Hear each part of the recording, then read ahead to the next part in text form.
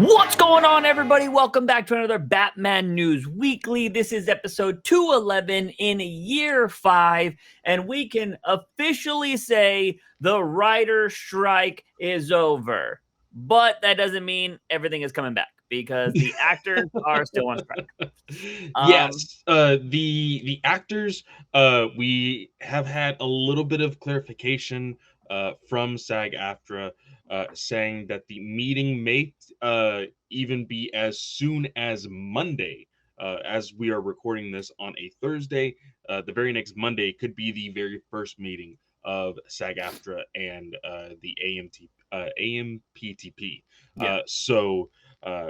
Maybe it'll be over a lot sooner. We don't know. I think it took a little over a week and a half for the negotiations for the WGA in the final weeks or whatever. Of Yeah. course, it's been, almost 6 months. But in the last week and a half is when the negotiations were like hardcore. So I think it may be just that when it comes to SAG-AFTRA. I know that we had a small discussion over like actors may have to argue a little bit more Mm-hmm. for AI protection Yeah. because it is their actual body and face in regards to writing. Especially since started, I don't know if you saw the update to Chat GBT, literally Yeah. happening yesterday. Yeah. I didn't know this, but apparently, uh, the actual app or the website could not look at anything after September of 2021. Yeah. It was only set from that point and then going back, but now it can literally search all of the internet at its current time. So ChatGPT is even stronger than before. So it's crazy how advanced these things are going. But yeah, the actors, they having to fight for likeness, they're having to fight for full body scans and all of this other Mm-hmm. shit. 1 day of pay with a lifetime of their usage and everything like that. So it's crazy, and I'm very curious at how and what kind of planning that they're going to do for the negotiations. The specifics for the writers and what they got out of it. Uh, they got basically almost everything that they wanted. They got the residuals. They get bonuses for like viewership. Um, the WGA is actually now permitted to see the actual viewing numbers of every single show on every single subscription service, which is Yeah. absolutely crazy because no one else gets those. So they can actually fight for like, hey, like, these were the numbers on this show. Our writers need to get this much as far as Yeah. payment. Yeah.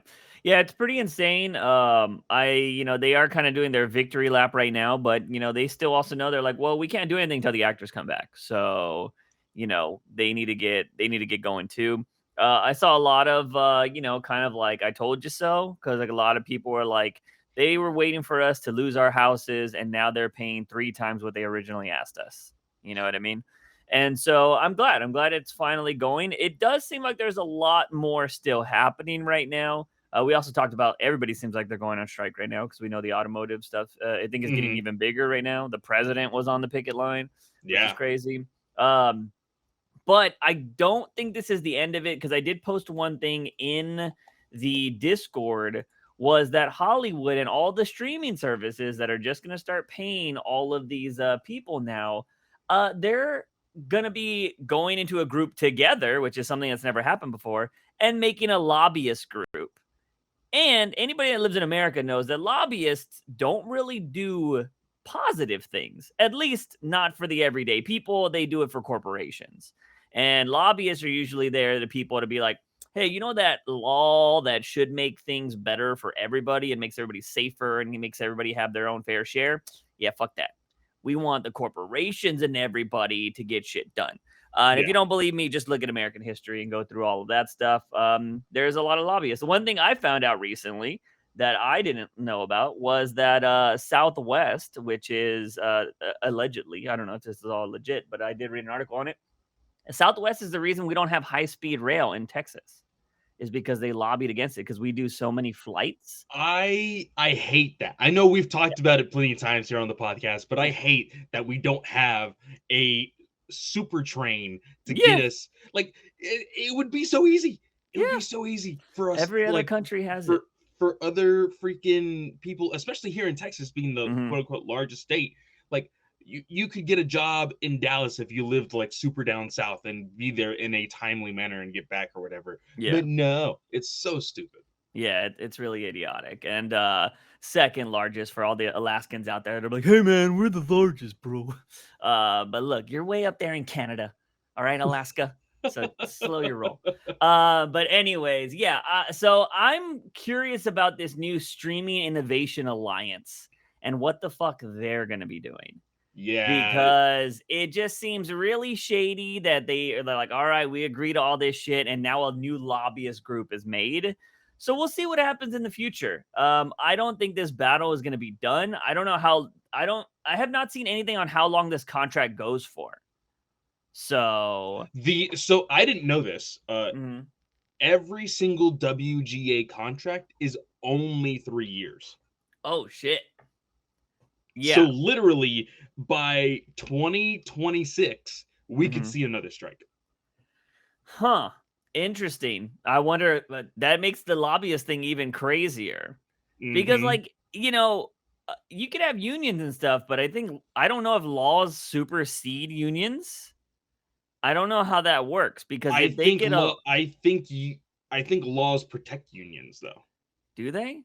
I'm So pretty yeah, I sure. don't know. Well, I mean, in America, I don't know anymore. Everything's changing every day. I don't know what's real. They're trying to do shit that I don't even understand True. anymore. Very true. So I don't know how that works. Again, we're not a political podcast, but we see all this stuff, and it involves what we're talking about, so we kind of bring it up.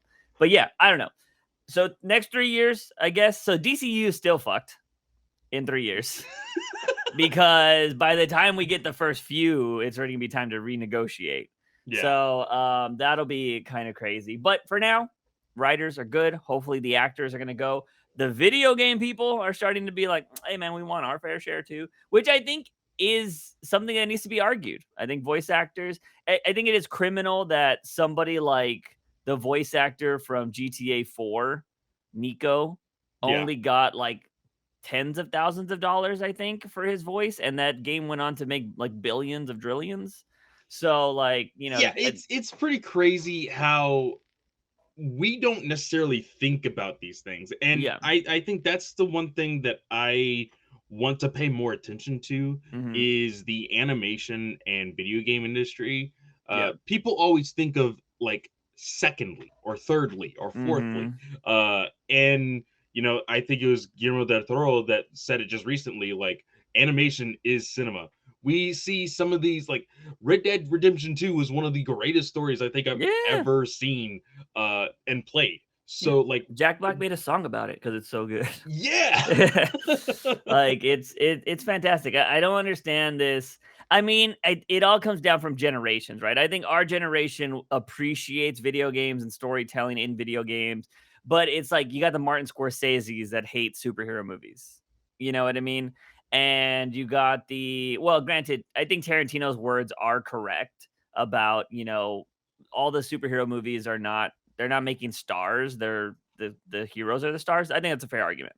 Yeah, I think so. But I think it's bullshit to say Downey Jr. didn't benefit from the Marvel movies. You know what I mean? Oh, Or he Chris definitely did. Evans Yeah. didn't benefit. Chris Evans was appearing in not another teen movie type of movies before he became Captain America.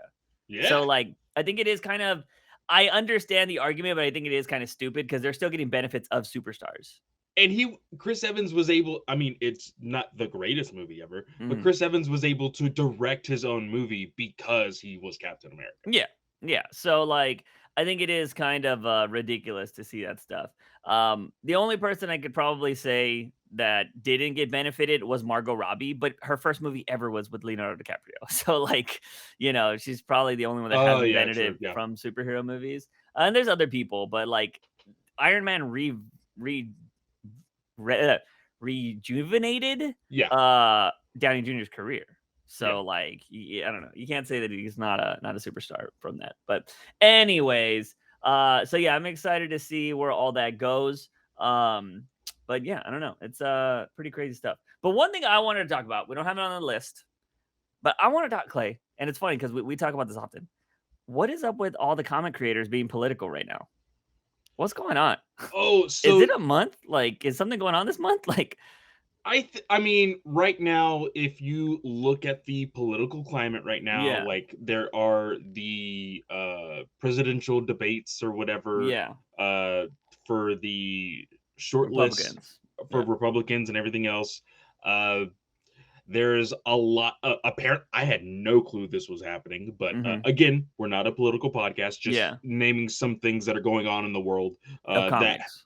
Yeah. probably have people kind of riled up like this. Mm-hmm. Apparently, Joe Biden is under investigation for impeachment. Uh, didn't know Yeah. this. Uh, Yeah. so it's I think it's just like supercharging everybody else, Mm-hmm. and then that's what's getting everybody riled up to have some of these hot takes. I saw that you posted Jimmy Palmiotti's tweet that Yeah. was talking about The uh looting and stuff that's going on. looting and criminals within the uh, uh, comic book retailers. Mm-hmm. Uh, that was wild. Yeah. And I understand like the idea of defending yourself and defending your property and all of Mm-hmm. that. Like we're from the South, we hear it all the time. Yeah.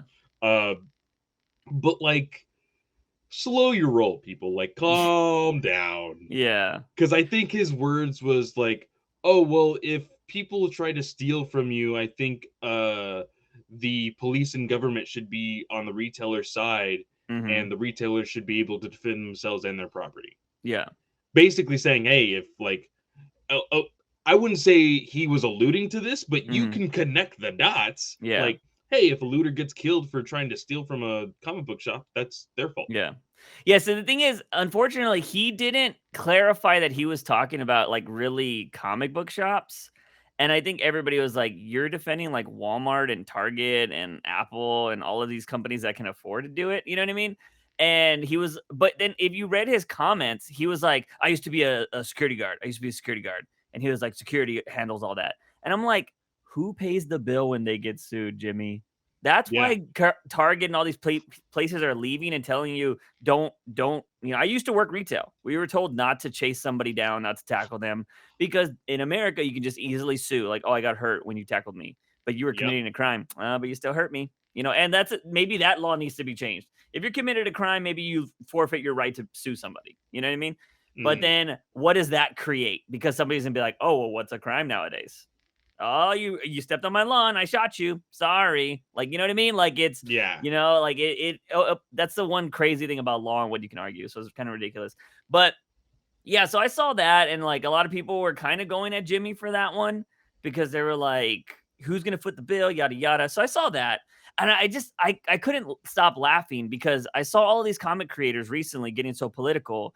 Yet Tom King, he does get political, but most of the time he's just being goofy and dumb Tom King. Like I know Raphael showed that TikTok that he did recently. I was I was so confused by this TikTok. This Yeah. random girl doing this dance, like talking about comic books, and then the camera, like it does a horrible transition, by the way. Yeah. But I think it was part of the joke. Hmm. And then like the camera was off skew, Yeah. and like Tom King has no rhythm at all Yeah. because he's a white dude. Yeah. It was so fucking Yes. funny, Yeah, man. dude. I think it added to it. It was just so great. But like, but you hear Tom King's the one that gets shit on all the time because he worked for the CIA, And it's just like you have all these other people. But I don't really care about any of that. The wildest one was Mark Brooks. We talked about this in the Discord. And the Oh reason why I man. wanted to bring this up is because it is tied to a show that is very divisive in the nerd geek community. Yeah, so for those of you, because I'm sure there are some listeners, because we've had a wide variety of listeners, Yes. can be probably triggered by this show. Yes. But and I have a hot take from that show. Okay. It's not my hot take, it's a friend of mine's hot take. I told Mhm. them that we were going to talk about this, and he loves the show.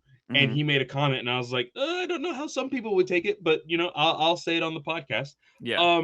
But this show is Big Bang Theory for Yes. people. People love it, people hate it.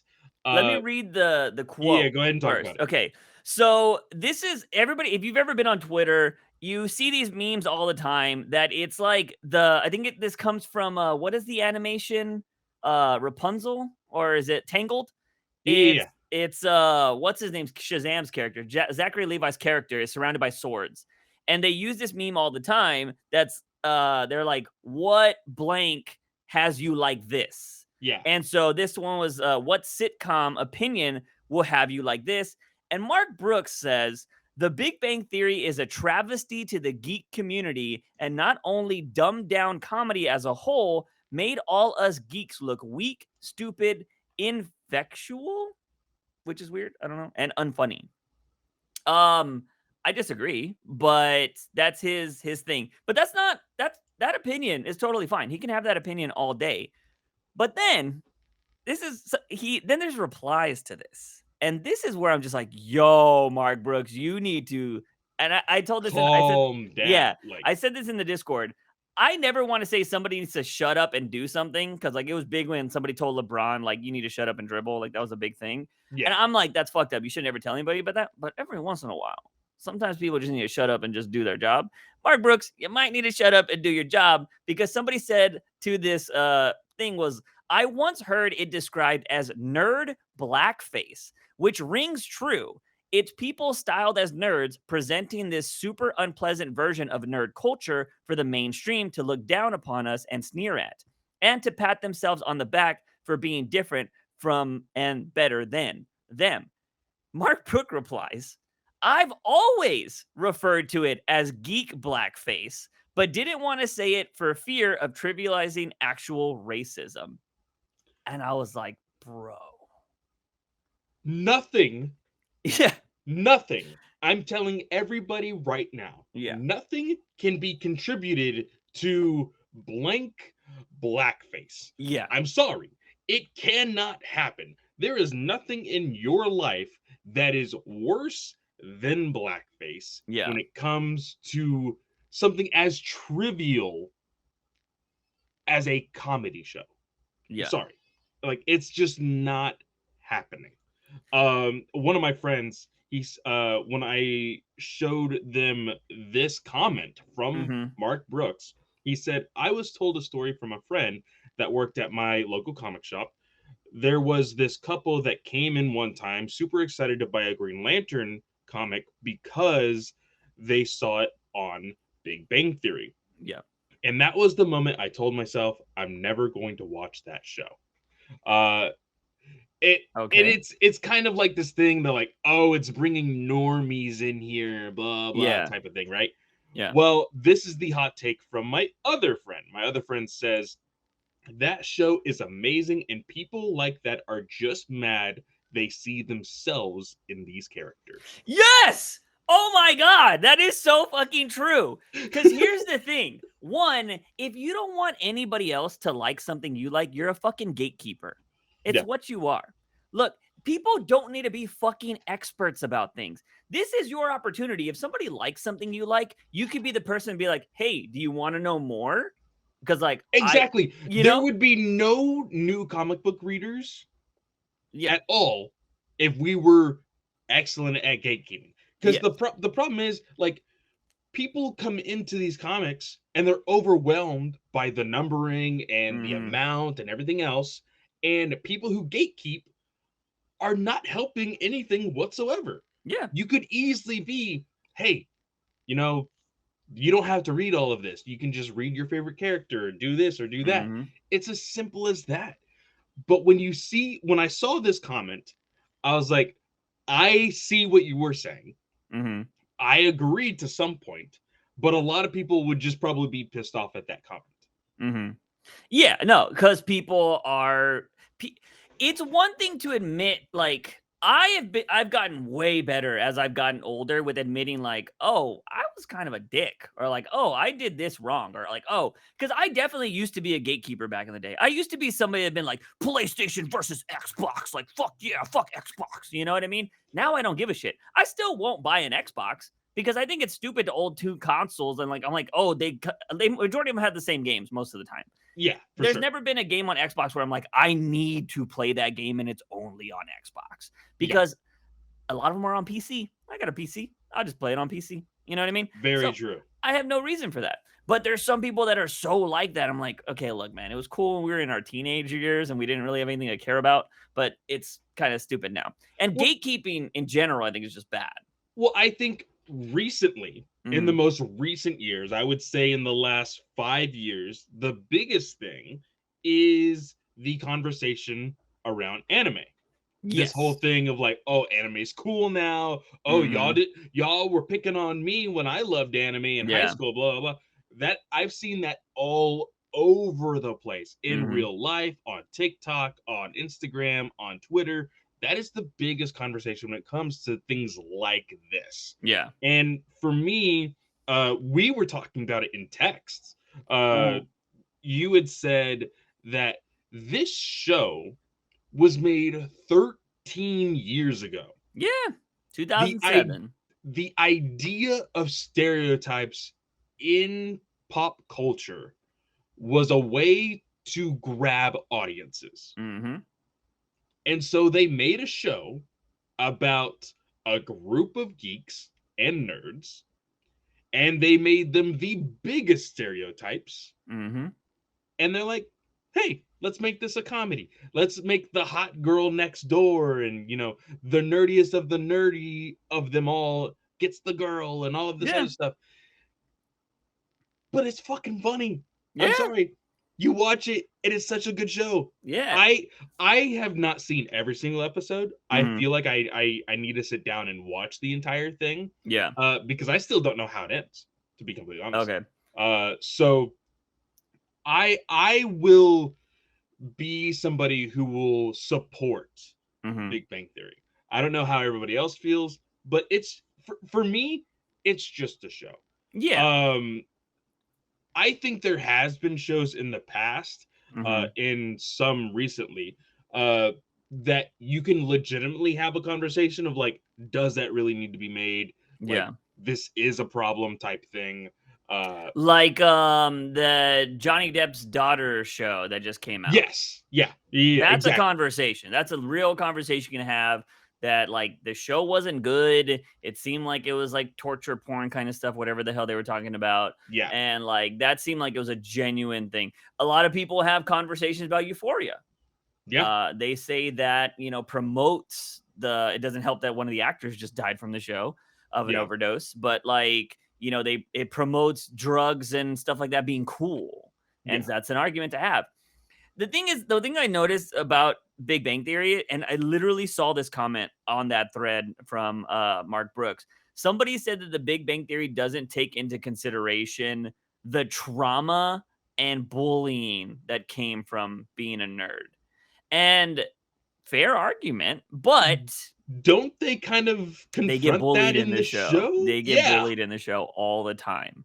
And like that's the kind of thing. But the one thing people don't understand is they just see the surface level of Big Bang Theory and they don't see how those characters have developed over time. Because they were all kind of like in their shell nerdy people. And by the end of the show, they've become something better.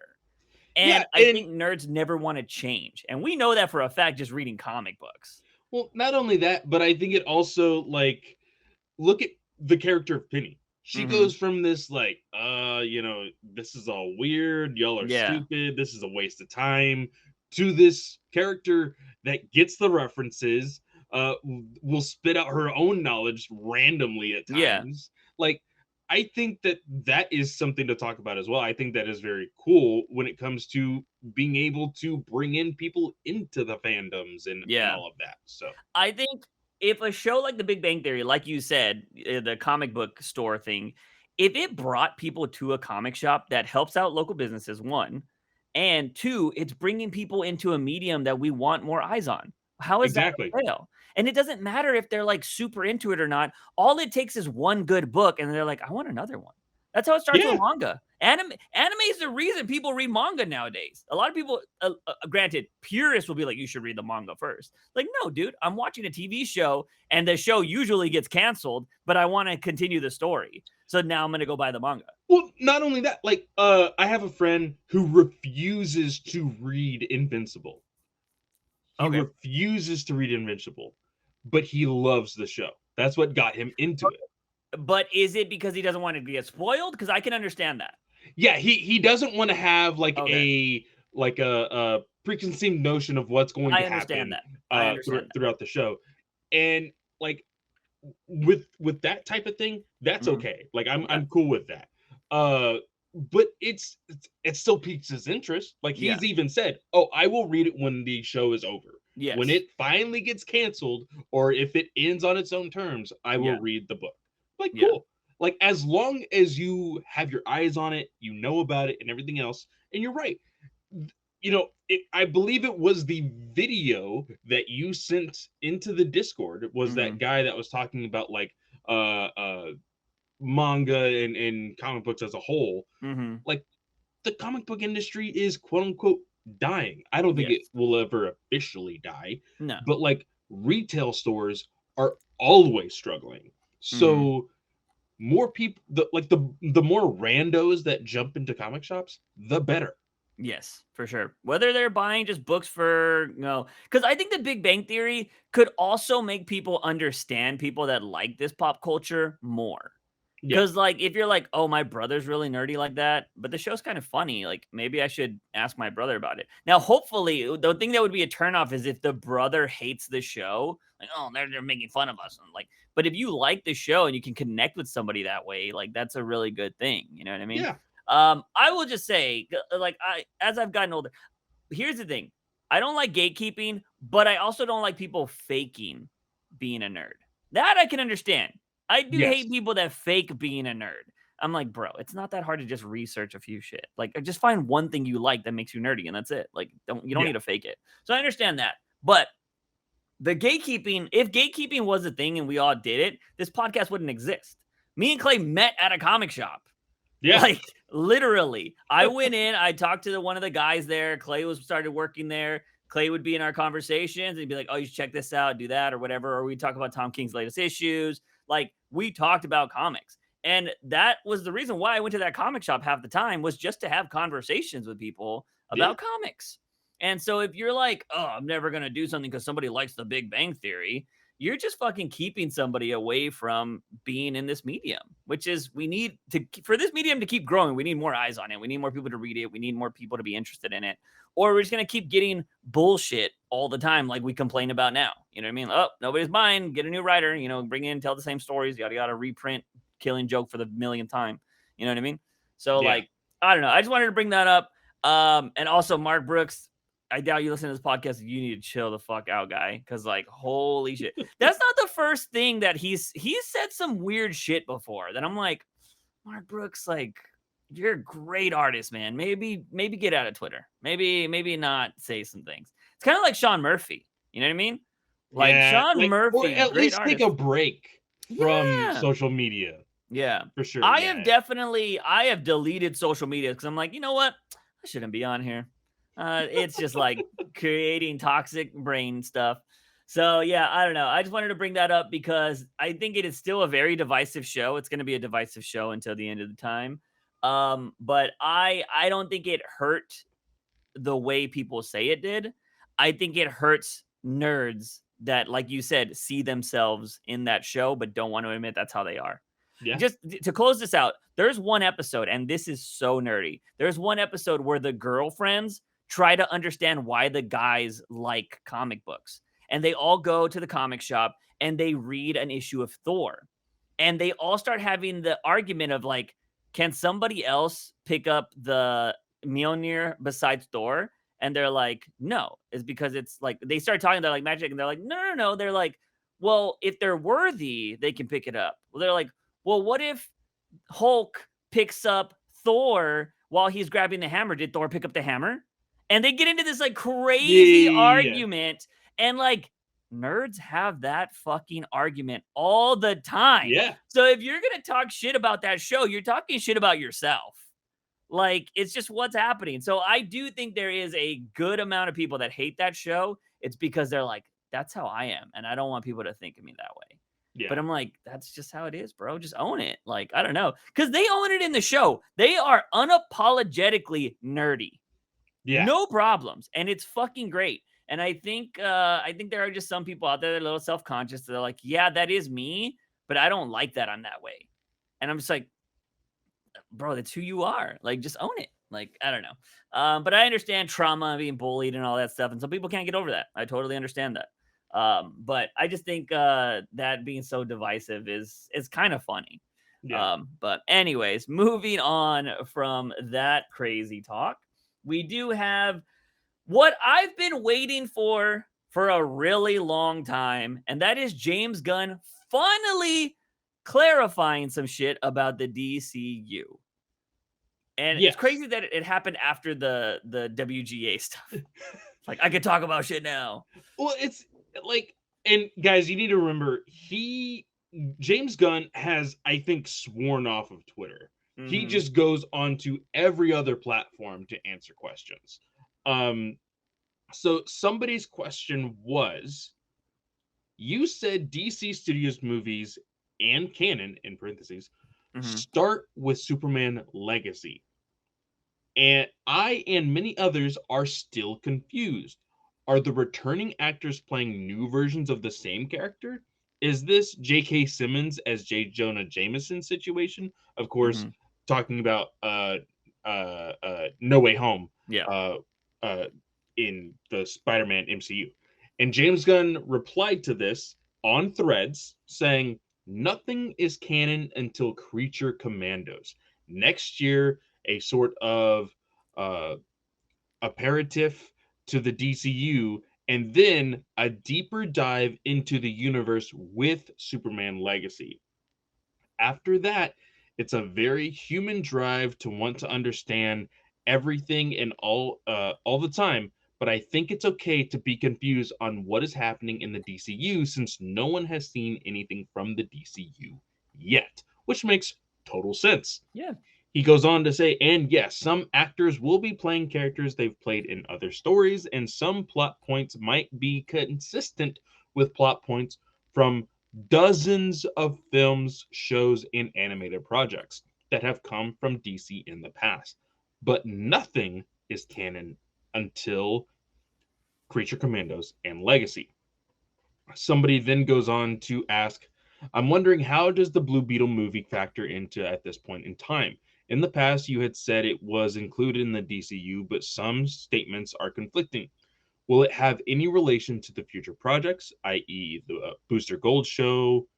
Maybe. Mhm. And James Gunn says Sholo will continue playing Blue Beetle in the DCU, as well as Viola Davis as Amanda Waller, and John Cena will be Peacemaker. Mhm. Those are the only three actors he has confirmed. Yes. He hasn't confirmed Harley Quinn. He hasn't confirmed Gal Gadot as Wonder Woman. He hasn't Mhm. confirmed anybody else except for those three. He also answered a couple other questions. Somebody said, for any actors and characters returning, will the audience slash viewers need to watch anything prior to Creature Commandos to understand what's going on? Is this a clean start where here is this a clean start here? Point for all audiences, but a wink to the returning viewers? And he says, no, there is no, it is not. And It's not then necessary to watch, you mean? exactly. Okay. And then somebody says, seriously though, why should we invest time and effort in yet another shared universe? Just build on what's already there and slight course corrections as needed. And James Gunn said this, and we've talked about how he is consistent with the idea of stories are more important than anything else. And he says Yes. this: if you think anything as investing time and effort, no matter what shared universe, you definitely shouldn't be. Every story should be enjoyed and worth partaking in and of itself, without its attachment to an outside world. If it feels like homework, screw it. Shared universes should add fun to the individual stories, not the other way around. The individual stories and characters are much more important to me than the connections between them. So, it is clear that we are going to get a story-driven universe Mm-hmm. more so than a cameo spree Yeah. throughout the universe just to say, oh, this is the next project. Oh, this is the next project. Oh, look, this is coming next. Oh, this is what you can see in the future. It's not about that. Yeah. It is, hey, these are the stories that we're telling in the same universe. They might see each other, they might not. Yeah. And I think people need to be prepared. Like Mr. Mr. Yeah, Mr. Terrific Mm-hmm. doesn't need to hang out with Swamp Thing. Yeah. Yeah. Guy Gardner, like we see that Guy Gardner and Mr. Terrific are going to be teaming up Mm-hmm. in Superman Legacy, but Guy Gardner does not need to meet Supergirl. Yeah. Right? Yeah. Booster Gold does not need to hang out with Swamp Thing. Like I'm just Mhm. naming some of the projects that we already Yeah. know are happening. Creature Commandos does not need to fight Batman. Like Mhm. it's all of these different things that we, as viewers of a successful shared universe, that being the MCU, expect, because that's how things work in the MCU. Mhm. This isn't the MCU.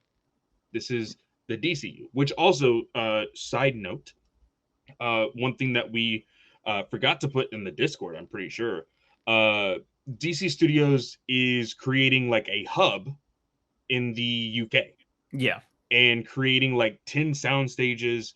And I think mid 2024 is when the construction of all that will be starting.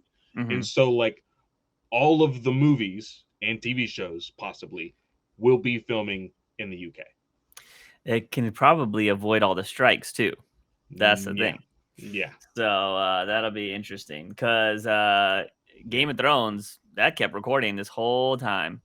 But that was because I think 90% of staff, including actors, Mhm. were all Have from to. outside of the US. Yeah, I think But it's if they. majority of the actors, because like I think it was Nolan's film Oppenheimer, they Mhm. were in the UK when the strike started and Mhm. literally on the red carpet, and they were just like, "Oh, peace out," Oh, they and all walked out. they Yeah. all walked off the red carpet. Yeah. I think Nolan told them to do that or something Yeah. like that. Yeah. So yeah, pretty crazy stuff.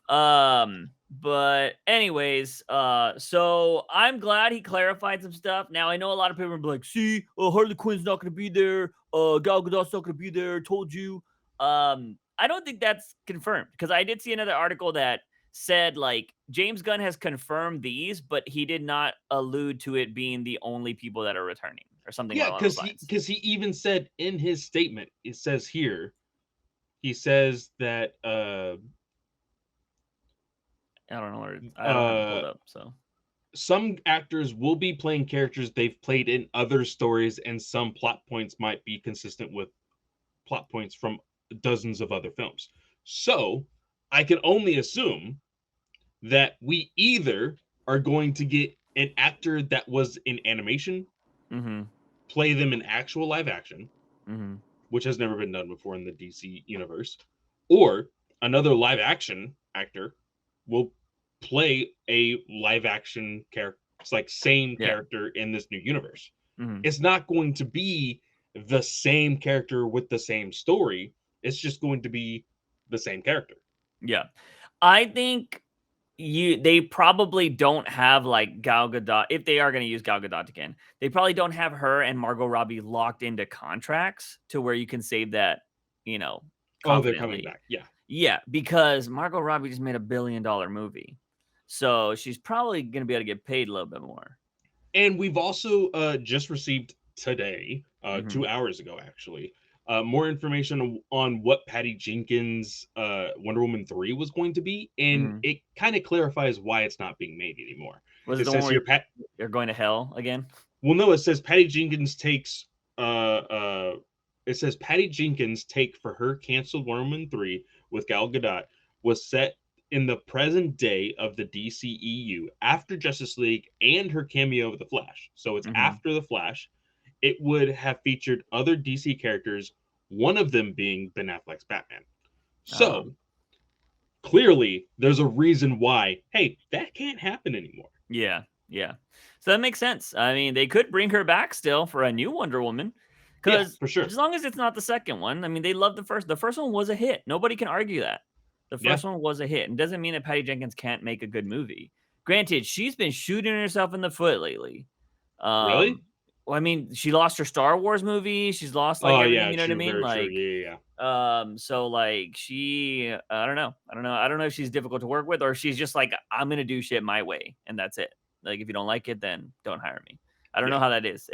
That's how some of the things reported as, but I don't want to kind of go off reporting solely off of that. But anyways, so yeah, I would be shocked if Margot Robbie doesn't come back. And I would only be shocked. I mean, the only way I'd be like, okay, that makes sense, is if she doesn't want to do it anymore. Yeah. I would be shocked if the studio was like, no, we don't want Margot Robbie in our cinematic universe. You know what I mean? Like, that's just dumb. And I also think her passing up on the MCU is probably an indicator that she's staying with DC. She's always said she wants to bring that Ivy romance Yeah. to the big screen. So I don't think she wants to give that up. And I think she genuinely likes being Harley Quinn.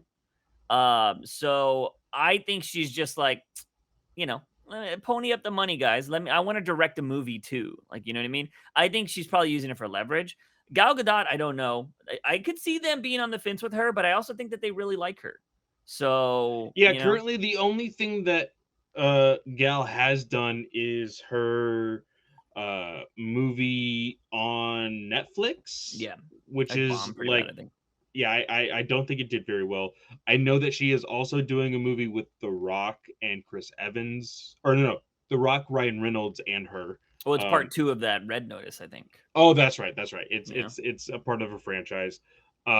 She hasn't done anything like big budget and like worldwide release, you know. Yeah. So, Well, we know she's going to be returning to whatchamacallit. So it's been out long enough. Spoilers. oh yes, Fast and Furious. Yeah. But Nobody like dies in that series. but the big thing was, she also had another film with Patty Jenkins, where she was gonna be Cleopatra? Cleopatra. That Yeah. movie's been canned.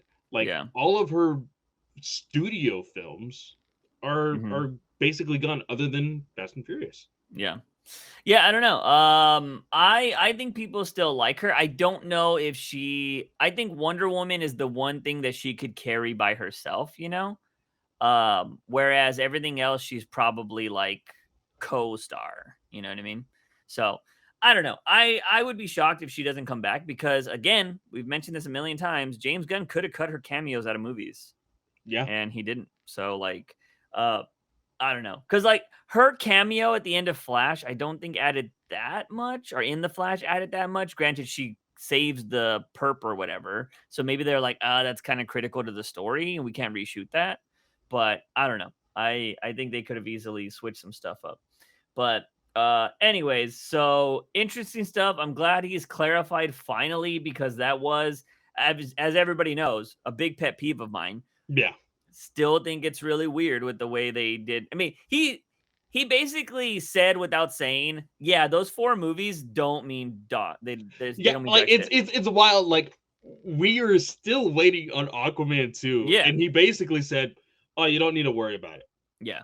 So it's just like, so the people that everybody thought was overreacting, oh, so these movies don't matter, James Gunn. That's what you're saying. They were right. Yeah. They were right. So it's unfortunate, because sometimes you don't want to give those people a win, because they're always a little too over dramatic. But you know what? Hey, even as the saying goes, a broken clock is right twice a day. Yeah. So, you know, they got that dub, which we kind of assume that Aquaman 2 is going to flop already, although I think it looks good. We'll be watching it. But I'm just curious on how this is going to work, because he basically said, yeah, it doesn't matter. So like, what'll happen? Yeah. But so there's going to be that. It would be funny though, if everybody went to go watch that movie to make it successful, to just fuck up any future plans the DCU has with Aquaman. But see, this it's so wild because there's still the heavy rumors of Momoa being Lobo. Yeah.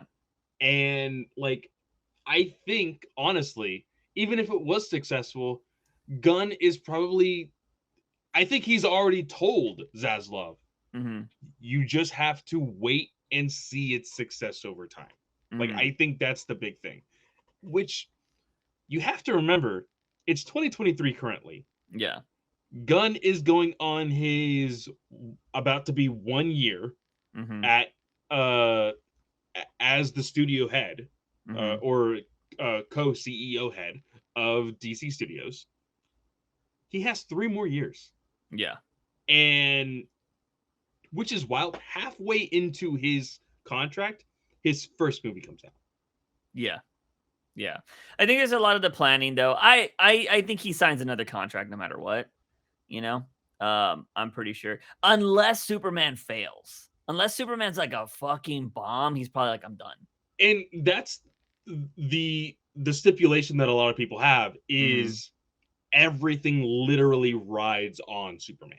Yeah. Like Creature Commandos can be a hit or it cannot be a hit. Who cares?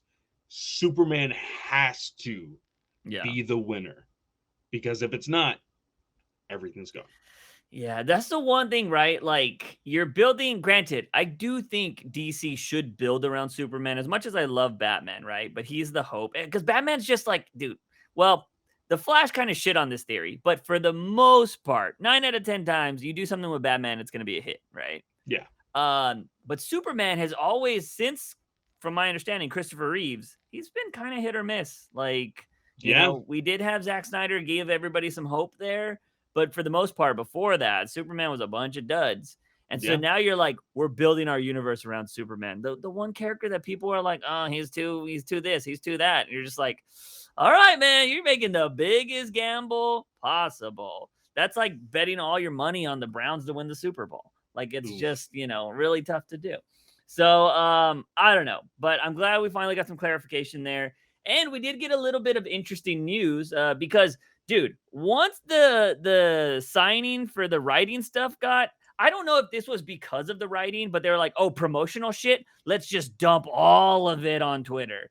Because there was so much shit that came out in the last 20 to 48 hours. We got like Scott Pilgrim trailers. We got fucking Tomb Raider anime trailers. We got fucking A24 is trying to buy the rights to Halloween. We Yeah. got fucking there's so much shit. But one of the things that came out was that Matthew Vaughn won't be directing, I think 007 or something Yeah. like that because he's committed to the DCU.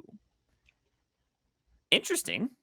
So everybody immediately assumed, oh, authorities in the canon. Yes, 100%.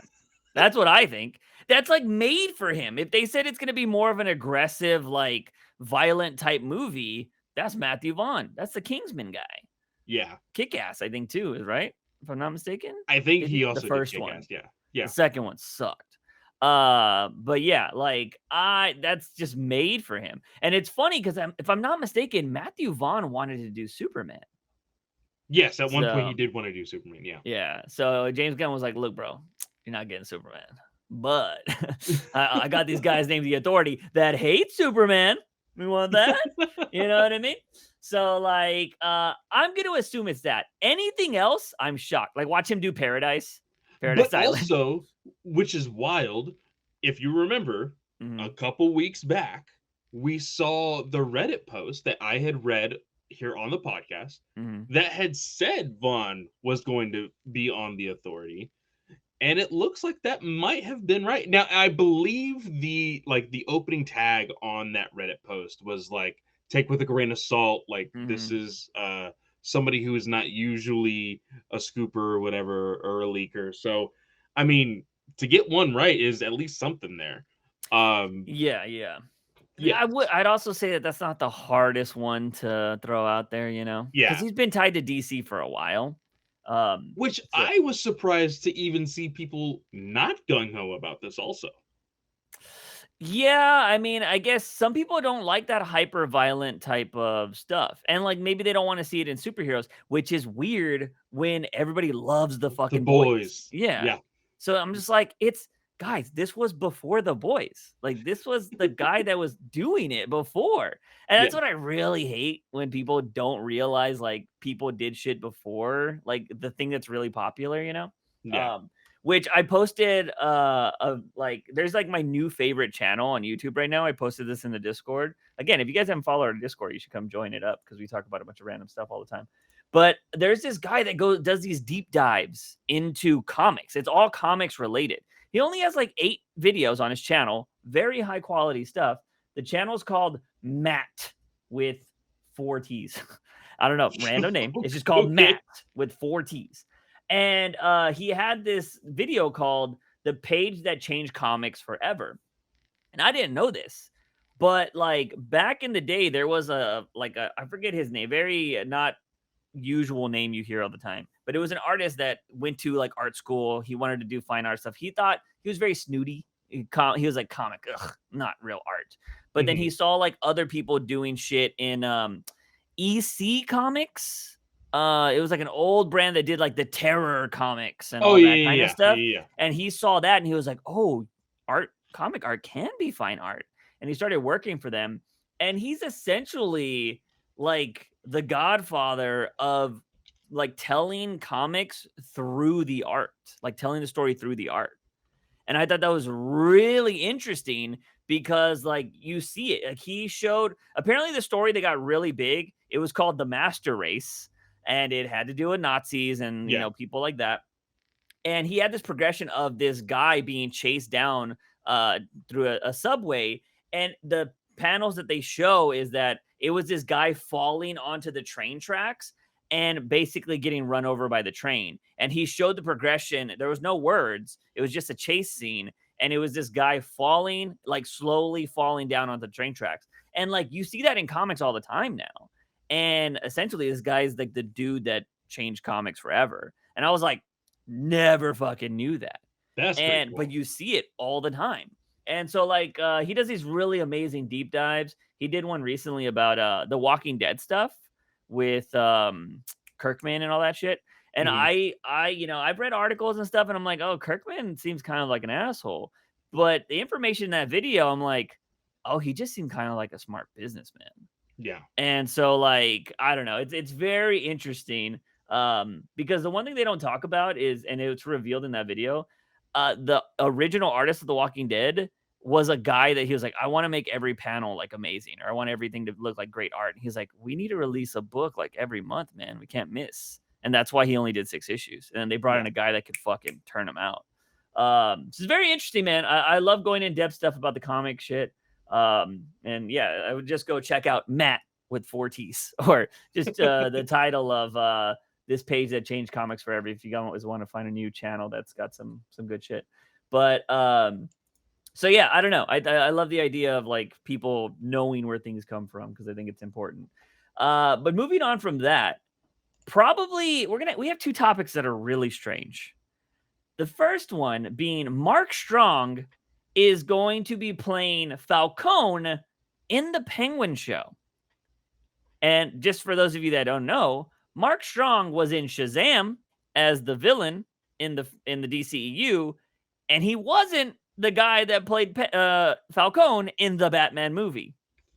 Now, I want to go ahead and say that people need to take this with a grain of salt Uh-huh. because the only source on this is IMDb.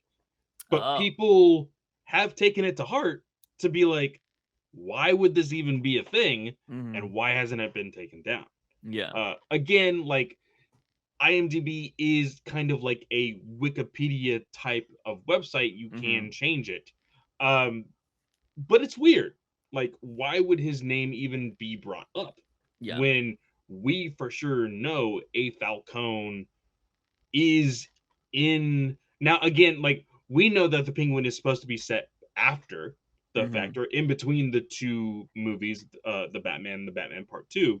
Mhm. I'm going to assume there is flashbacks to kind of show the history of Colin Farrell's Penguin. Yeah. to kind of see where he was, where he is, and kind of where he's going to be leading up to be in the Batman Part 2. Mm.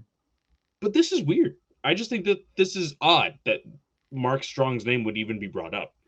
Yeah, and I guess we could assume that maybe he's like another Falcone. Maybe that's a possibility, True. but Yeah.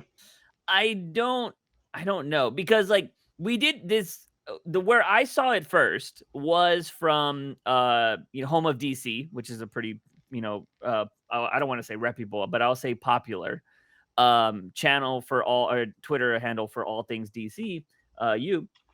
And they were like, yeah, it confused us too. That was Yeah. like in their tweet, and I was like, huh, weird. And why? Like I figure like it because here's the thing. This isn't like Gotham on Fox, right? That has a fixed budget. This is an HBO show. Yeah. So like they should be able to get the normal actor that played Falcone in the Yeah. movie. And so to recast, it's either that guy didn't want to do it or they're just like, this is a better fit, which would be weird. But also, if he doesn't want to do the show, but he wants to do, like, if he has a part in Part 2, like as Yeah. another flashback, like, you're gonna confuse the fuck out of more people. Yeah. Like, I don't understand this. Like, is this going to be a for sure, like, hey, he has officially been recasted? Mhm. Uh Again, like in Part 1, I think the movie has been out long enough to spoil this. Yeah. He dies, he gets Yeah. shot. So I don't think it could be that big of an issue moving forward in the timeline of the Batman universe, Mhm.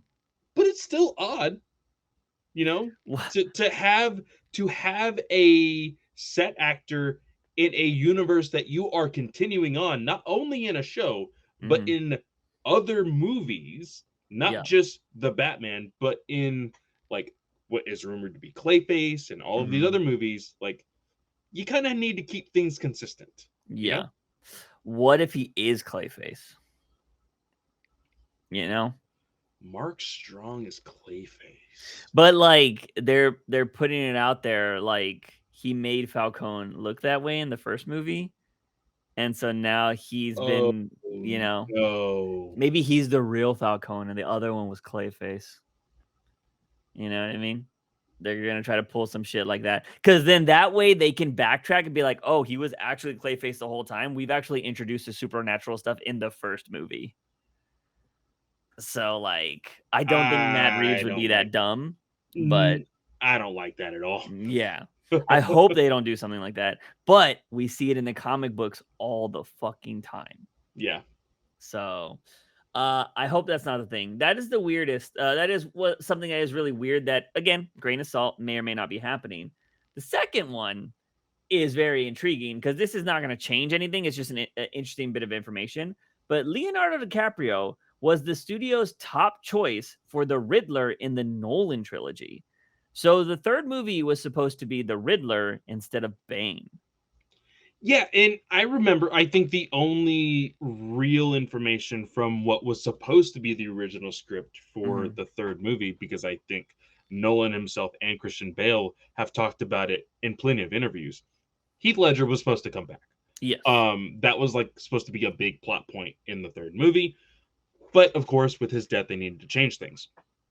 And I think, if you remember correctly, and I remember quite a bit from all of the photoshopped images that were Mhm. roaming the internet and Facebook, there was plenty of fan casts for the Riddler. Yeah.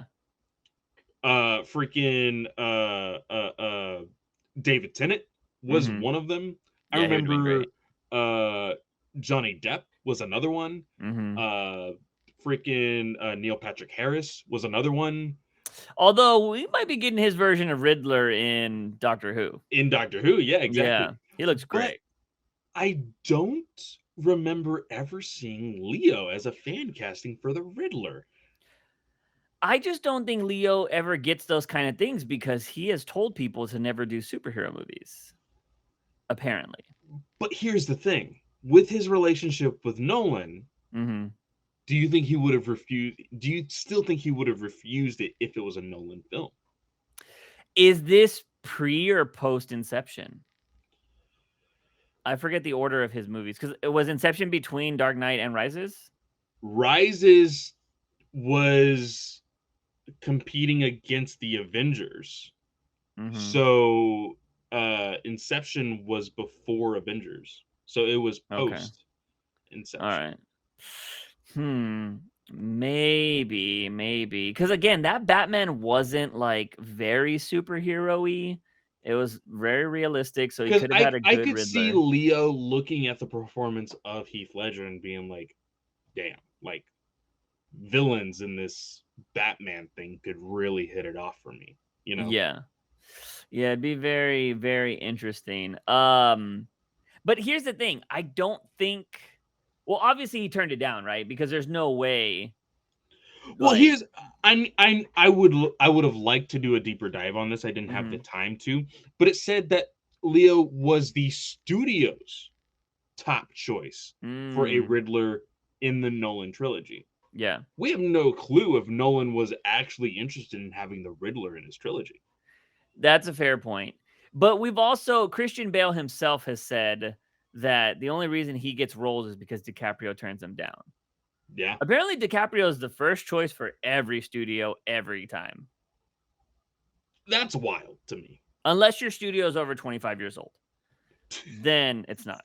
I Uh, saw I saw a post today the that Google one. said the Google one Yeah, that said Leo has officially started yeah, using Bing. yeah. It's wild.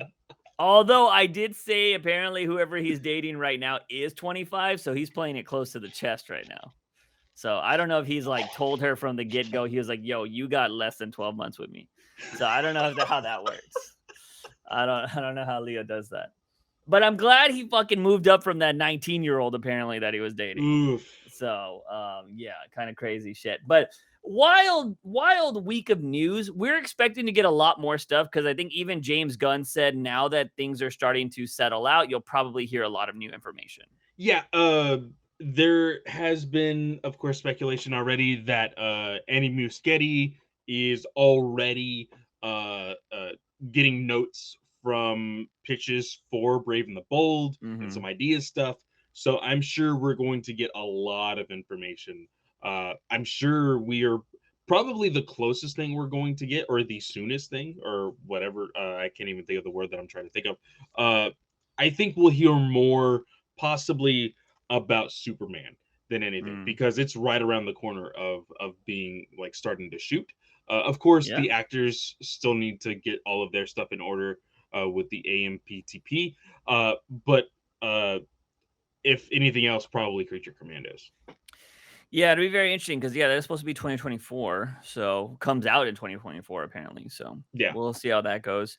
So it looks like we're gonna get like one project a year for a bit from the Hmm. DCU. It's gonna be wild. But then again, like the shows could probably start filming next year too, and that means like the next 2 years we get one project, but then we get like two or three the following. So Yeah. we'll see. We'll see what happens. But yeah, I think that is all we have for news. By the way, I don't know, we'll talk about this later. Well, we'll not talk about this particular thing, but we're talking about comics later. But have you been seeing the advertisements for the Sergeant Rocks versus Zombies story? And it's written by Bruce Campbell. Yeah. Yeah. Yeah, I didn't know that. That was announced a while ago. Okay. Uh, I'm not entirely sure why. Uh, I mean, he's Evil Dead, right? I So mean, if we see Army of Darkness show up yeah. in a DC project, that would be kind of I weird. feel like if we had a young, I mean, I guess Bruce Campbell could still do it today because he just did some shit recently, but he could be a Sergeant Rock. I feel like he's I could got see it. that grumpy old man kind of aesthetic. You know what I mean? Anyways, moving on to questions, ladies and gentlemen. I actually think we have a couple on Discord, right? Yes, we have two of them in Discord. First one being from King. He says, "We have heard that Juice would love that Jake Gyllenhaal be Batman in the DCU. Please explain to us in full detail why he would be a good fit and not anyone else. Yeah. Well, I don't think anyone else is true. I just think he's my first pick above a lot of people. You know what I mean? Because if I had my way, we'd still have Ben Affleck, right? Like I think Mhm. everybody would do that, but it's not going to happen. I've gotten over it. It's just whatever, you move on. Jake Gyllenhaal is a fucking phenomenal actor, and he's been able to play. You're talking about a guy that has, I don't know if he's won an Oscar. Probably nominated. I don't I think think he's he's been nominated. I don't believe he's won. Let me actually look it up. okay. But this man used to be the Bubble Boy, and then he's went on to do stuff like Donnie Darko. He did that one oh my god, what was that movie, Nightcrawler, where he was like a reporter or something like that? Like that was like really good. And like he is just a phenomenal actor. And I don't think, if you've never seen him like rage and like go crazy in a movie, like he just seems like he could be very intense as Batman. And I want an intense Batman while he's Batman at times. And he's also just filmed a UFC movie, so he's in phenomenal shape. Like he looks Mhm. fucking great. And I just think he also has an amazing beard. So if you're gonna do like stubble beardy Batman, he'd be great. He's gonna have that too. Because Ben Affleck had a beard coming in when he was Batman. I think that's what set him apart from other Batman, which I think was kind of cool. Yeah, Um, so he's only been nominated for Best Supporting Actor in Brokeback Mountain. okay. Yeah, so look at that. He plays a gay cowboy. He could do it all. He could do it all. He's phenomenal. And Brokeback Mountain is actually a good movie. But I just think that if you haven't seen Jake Gyllenhaal movies, if you haven't seen him act in a very like just a variety of type of things, he can. The one thing I think you could do with Jake Gyllenhaal is like you could use his Bruce Wayne as a matches Malone. You can have him be a bunch of different in disguise type of characters if you wanted to do that with a Batman, which nobody ever does. Yeah. But I think that would be great because, like, just imagine this. You're going to do some series, like, let's just say there's a Nightwing series or something like that, right? I don't know, whatever it is. What if you have Jake Gyllenhaal as Matches Malone in one of these series? Like, he's not Batman, but he's just a different character. And then it's revealed that it's actually Bruce Wayne. You know what I mean? Think Yeah. that'd be kind of cool. And I think he's just such a good actor that he'd be able to play a bunch of different roles. And so yeah, I mean, again, I'm not gonna sit here and say he's the only person that can be Batman. He's my only person right now because I don't know of anybody else that could take up the mantle of Batman right now. And then I'd be like, that's fucking Batman. You know what I mean? Yeah. So it is what it is. So I would say if you don't know, just go watch more Jake Gyllenhaal movies. You know, so I'd go from there. Moving on, we have Arwitz that says, not sure if it's too late, but do you think the DCEU Batman would work better as a high budget show or movie? So I feel like this is a question a lot of people say now. And I think for Batman would probably hurt the character more than help, in For my a show? opinion. Yeah, because here's the thing, like, when you make a movie, you have an excuse of runtime, right? Like, oh, you can only do so much with the runtime. If you put Batman in a show and it's not great, what's your excuse? You're right. I think the only benefit that a show has for the Batman is character development. You have Mhm. more time with the character to progress a certain story, whether that be Yeah, for the individual character or the overarching story within the DCU. One of the two. Um, yeah. and I think you can introduce more characters in a show, which might also hurt it as well. People would then see it as, oh, this is just a cameo fest. This isn't really a Batman show. Blah blah blah blah blah. So I would agree. Mhm. Um, it's kind of a fear that I have for the movie, to be completely honest, because it said this is going to be a Bat family movie. Yeah. Uh, I think a lot of the criticism will be that there's too many heroes in one movie. Mhm. Uh, I'm gonna be very interested to see how Muschietti handles that. We have seen him work with a vast cast of characters, not only in The Flash, but in It, Chapter 1 and Chapter 2. Mhm. And he has done a phenomenal job with both with the It movies. So I think he will do okay with this. Yeah. Um, I would like to see how they would handle a Batman show, a high budget one. Hmm. Considering you look at shows like Daredevil Yeah. and The Boys and things like that, and you're like, hey, like you could really pull something off here. I Yeah. would be interested in it, but I think it could very much hurt the overall look at what Batman could be in the Yeah. DC. I think the best way to do Batman in a show is like we've said this a million times. It's beating a dead horse. Is like a Gotham Central. You have him as a background character, and he shows up. Because what you need to do is like I haven't been watching them, but I see the clips everywhere. Right, the Star Wars shows randomly have like Luke Skywalker in them, right? And like everybody's like, oh shit, right? Yeah, Yeah, you do something like that with Batman. Because like I've seen this, I don't know what show it was. It's already been years, I think that's been out. But like Luke shows up in one of the shows at the end, and you're yeah. just like, oh fuck, It was the that should be Batman. Mandalorian season 2. Yeah. That should be Batman. Like a cop's about to get killed, and then Batman shows up, and you're just like, oh, you don't expect it. You know what I mean? And that's kind of Gotham. Kind of tried to do that. They did it with Azrael instead of Batman, but he kind of gave the vibes of Batman. So Yeah. like that kind of shit is cool. Then they blew him up with a bazooka. But like that's kind of the thing you need to do. Just you use him sparingly. I've always said I would have loved that Suicide Squad movie pitch where Batman was the villain and like it's through the eyes of the Suicide Squad. You could do that in a show because you could even Yeah. do that as an anthology show to where each person is telling their story. Give me 6 episodes of like, and you do the classic animated series show where the I almost got him episode or whatever, Yeah. and they're all around the table telling their stories, and then you just make that the story, and Batman's in each of those stories as the villain. Yeah. And I think that'd be fantastic. And then you end the series with him breaking up the party and beating the shit out of everybody. Like again, adding to the he's the villain, which I think would be fantastic. So, I would watch the show, obviously. But you know what? We might be able to see that with whatever Reeves is doing. So, Yeah. we'll have to wait and see. But moving on to the YouTube comments, we have Jason Todd. What Bat Family solo video game would you play if it consists of their comic book rogues as Nightwing, Red Hood, Catwoman, Batgirl? It consists of their comic book rogues. Okay, so if you were going to get a video game out of Nightwing, Red Hood, Catwoman, and Batgirl, but it only used their rogues from their series. So, I would say either Nightwing or Batgirl. okay.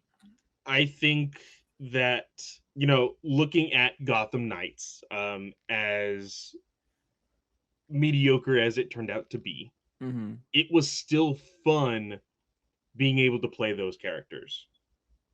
The fighting mechanics started to kind of turn into like the same old thing over and over and over again. It was one of the comments you had made when I would put the footage up for the podcast for our YouTube channel, and you were like, "Man, like Clay, you're fighting the same people over and over and over again. What's going on Mm-hmm. here?" But it was fun to play as Nightwing. Mm-hmm. I really did have fun with that portion of the game.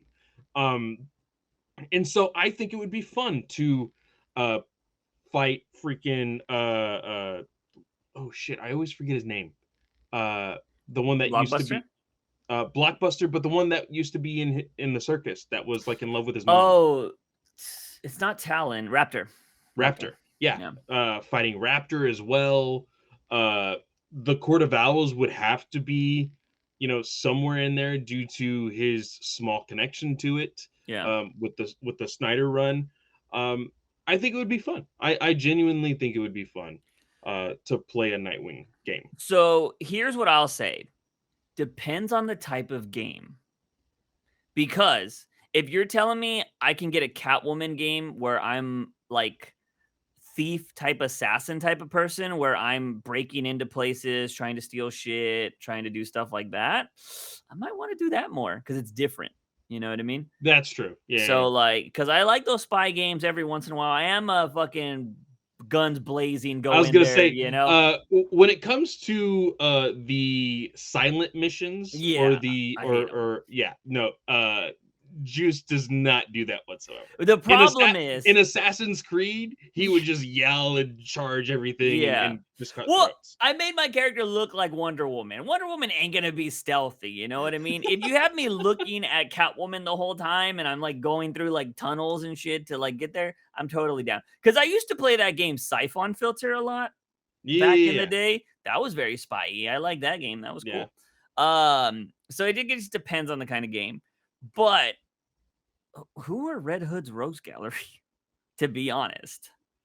That is true. You know what I mean? It is very, very small, if non-existent. Yeah. We have seen a bigger rogues gallery from both Batgirl and Batgirl's Rogues Gallery is nice. Like she's got some weird ass people in there.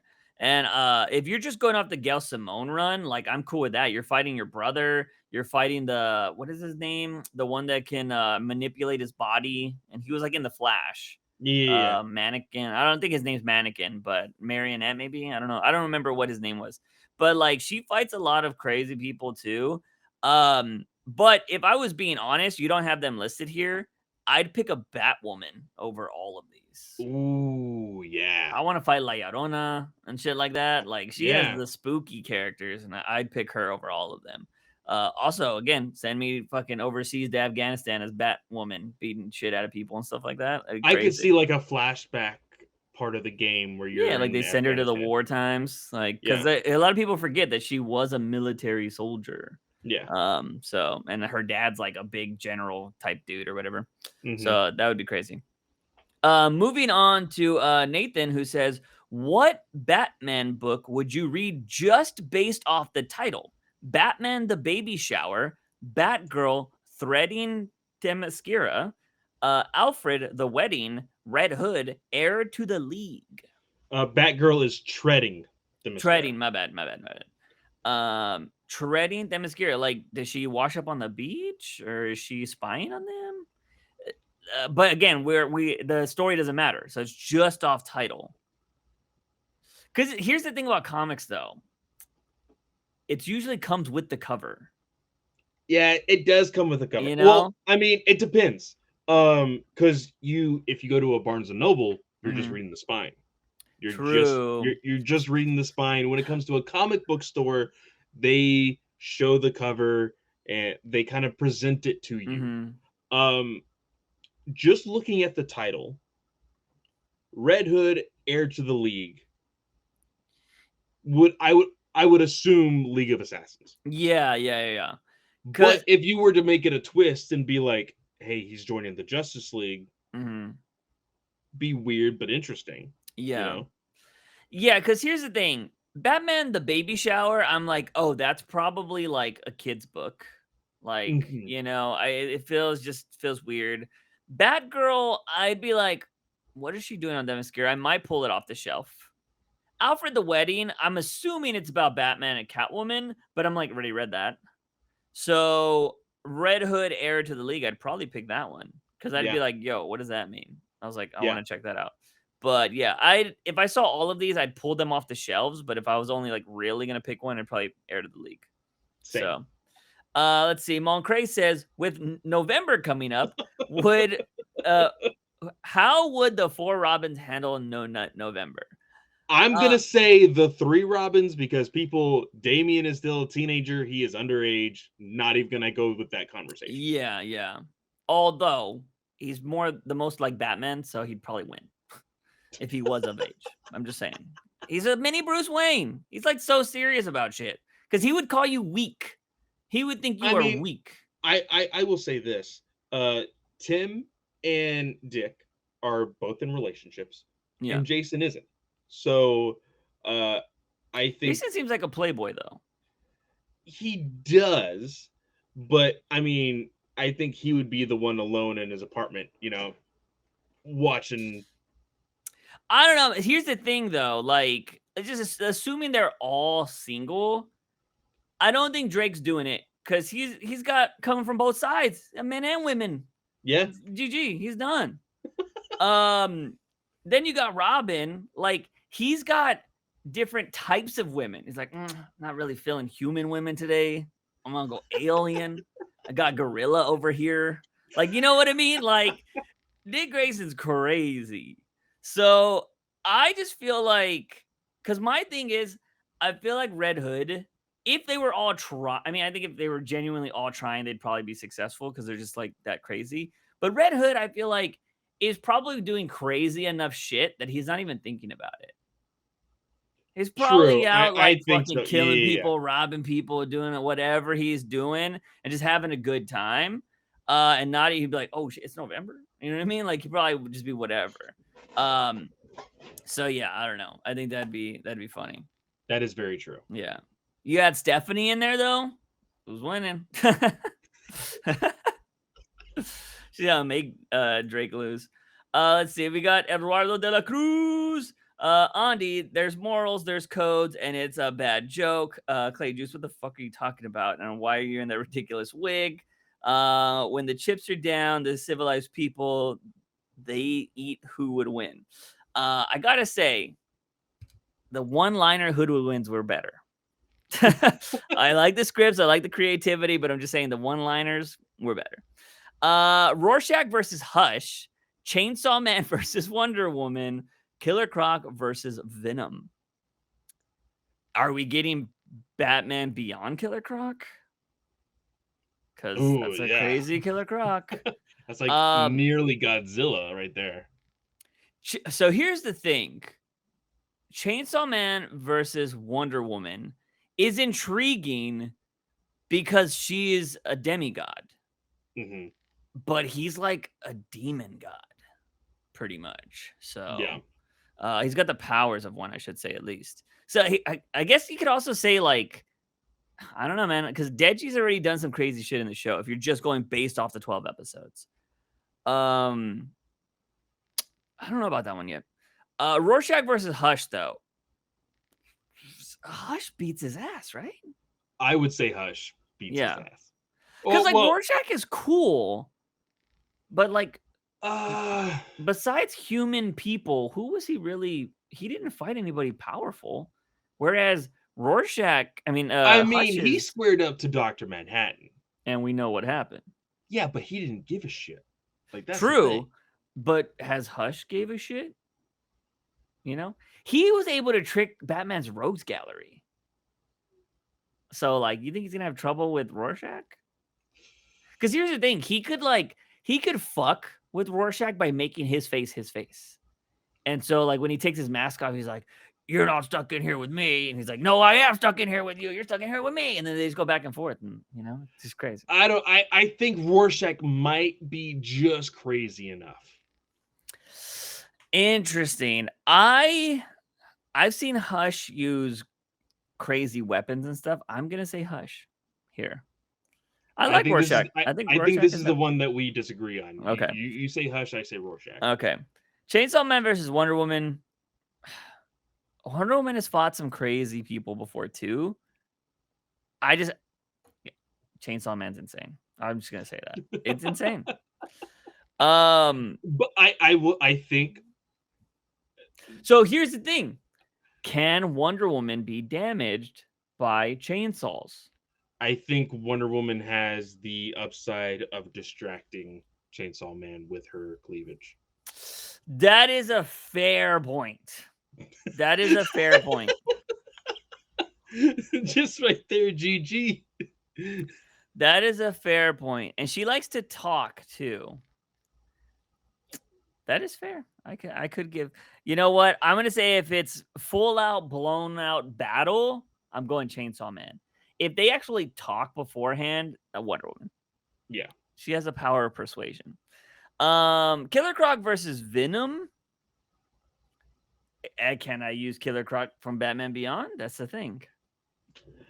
I would be interested to see this just because, like, for one, I would think Killer Croc has some killer lungs. Mm-hmm. And if he can scream loud enough, it's GG for Venom. Like, he doesn't like high-pitched noises and sounds and stuff. The vibrations literally almost destroy him. But, like, I've seen Venom take over a Tyrannosaurus Rex. Yeah. So, like... But I don't know science, but if Killer Croc was the Batman Beyond version, he's essentially like Godzilla, it feels like. Yeah. Do the shockwaves of him stepping hurt Venom? I Is that too much? I don't believe so. Okay. But again, like he just needs to yell, Mhm. especially if it's like in an enclosed area, like it was in Batman Beyond. True. The vibrations would be even worse.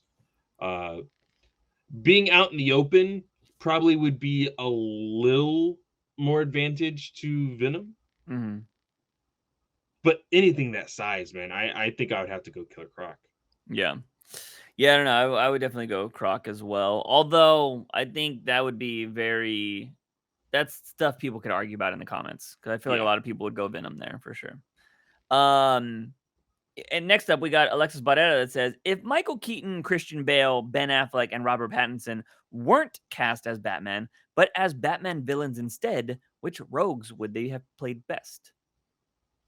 Um, Robert Pattinson, I am going to say I'm trying to think of like a pretty boy type of villain that Batman would do.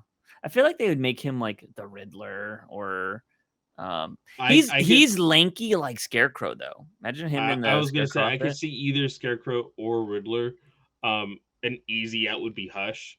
Um, I'm Yeah. gonna say Michael Keaton, I mean, if we're going just out of this handful, I'd probably, since he's like a lot older now, I would go. Well, see, are we going prime Keaton or are we going now Keaton? I would say Prime Keaton, but the thing is, with Prime Keaton, people Hmm. would just be like, "Oh, well, he played Beetlejuice, so he would be Joker." That's true. That is really true. Yeah, Um, yeah, if I mean that's fair, dude. I'd probably cast him as Joker if he played Beetlejuice. But I'd also go if we're going Keaton now, I'd have him be the ventriloquist. Because he's just an ooh, okay, older, yeah, older yeah, yeah. guy. Christian Bale, though. So here's the thing. I think Christian Bale's a better actor than Ben Affleck. Um, Ben Affleck, because I'm thinking about when he was Batman, so he's like gonna be like cut and big and stuff. I'd have him as lockup. Okay, So, I can agree with that. Christian Bale, though. I can. Christian Bale, I obviously I wouldn't want to do this because Christian Bale's a white guy, but I could see him as Raish. I was gonna say I could see Christian Bale as one of the gangsters. Oh, like a Really, mobster? yeah, put Okay. his acting chops to a good degree there. Yeah. Um, But I was well, they said Rogues Gallery. Do we count the mobsters as the Rogues Gallery? I think so. I think somebody like a Falcone or Mhm. what's some other ones? I guess there have been some books where Falcone has got one up on Batman, so Yeah, fair, fair. Yeah, I guess he could be a mobster. But yeah, I don't know. I don't know. That's not something I can really think of like off the top of my head because there's so many rogues galleries. Because they might be better at some. Well, here's the thing with Christian Bale though too. He's willing to like almost kill himself or get really fat for a role. yeah. So like, I think he could be something better. Um, like yeah, I don't know. Uh, maybe he could be like Dollmaker too, like something out of left field. Because wasn't he just like a super crazy person in the new Thor? Uh, yeah. Yeah. Give him oh shit. The creepy flower dude from Snyder's Run. Oh, fucking Mr. Bloom. Yeah. Yeah. Yeah, that'd be crazy. Let's see. Going on, we got Clay that says, "What would have been the most ballsy decision for DC to make? Having 89 Alfred still be alive in the Flash, casting Johnny Sins as Lex Luthor, having Harley die in the Suicide Squad." Okay, so the Johnny Sins one isn't like I don't know if that's ballsy as much as it is funny. Yeah. You know what I mean? Um, I think the one that would be the biggest shockwaves would Harley dying. Yeah, it would be Harley dying. Um, I think 89 Alfred being CGI'd Yeah, into the Flash, I think people would have just been like, "There's no fucking way." Like, yeah. it, would he be like a robot, like an android at that point? Like, Mm-hmm. or would he legit be 160 years old? Like, Yeah. Yeah. It would be wild. Um, I mean, they could have done it in the flashbacks, you know? They could have done it yeah, there. but still, but he says still be alive. Like, so that would Yeah, I assume that guess. he would Fair. still be Bruce's butler. Yeah, fair, fair. I'm assuming that actor has passed because he Yes, was pretty long old. ago. Yeah. Yeah. Okay. So let's see. Next up, we have Anthony Morales that says, "What do you think of Martin Scorsese's comment on comic book movies?" Um, ironic. It's not his thing. Like, Yeah. and again, we look at one of his most recent films being The Irishman, Hmm. uh, a 3 hour long film, heavy CGI on De Yeah. Niro. Like it from what I saw a lot of people say it was a good story, but visually it was kind of an eyesore. Hmm. Uh, I think comic book movies aren't for everybody, and Yeah. that is okay. Yeah. That is okay. And like for me, there's some days where I don't want to watch a comic book movie. Hmm. And if there's just a really good movie, I saw a clip from Nolan's Tenet Yeah. on TikTok this morning. Hmm. Made me actually want to be like, I want to try that movie again. Oh yeah. Yeah. Because Yeah. I know that when we watched it, it was like the very beginning of COVID. Hmm. The theater was basically dead. And we were kind of like scratching our head uh, Yeah. It was a very confusing film. at that movie, and just seeing that clip, I was like, you know, maybe give that a try again. I've Yeah. had the itch to watch Interstellar again. I Yeah, watch Inception basically every time I'm on a plane. So I have it on my phone. So I just think that for somebody that age, it's fine to not like comic book movies. yeah, they're definitely not. I mean, artsy fartsy movies aren't for everybody either. Yeah. Like, I used to be a big cinemaphile and I was just like going through films all the time. Like, before I got really into comics and like starting podcasts and doing content about them, my life was just like watching films all the time. I was going to the little art house theater we had in our city and watching the most obscure films. And like, I loved it. And I know that they're not for everybody. Some people would be like, ugh, subtitles, so boring, which I think that has been a lot more normalized subtitles with Hmm. the hits of like, Squid Game and stuff like that. Yeah, People and or Parasite and Parasite, there you go. Like I think a lot of that, which the director of Parasite was like, if Americans could get over subtitles, like you'd be opened up to like a bigger world, which I find funny. But yeah, it's just not like it. Like one of the movies, because like I am somebody that just loves visuals. Like if it looks mhm. really good, there's that new Emma Stone movie coming out with Mark Ruffalo that looks Oh yeah. amazing.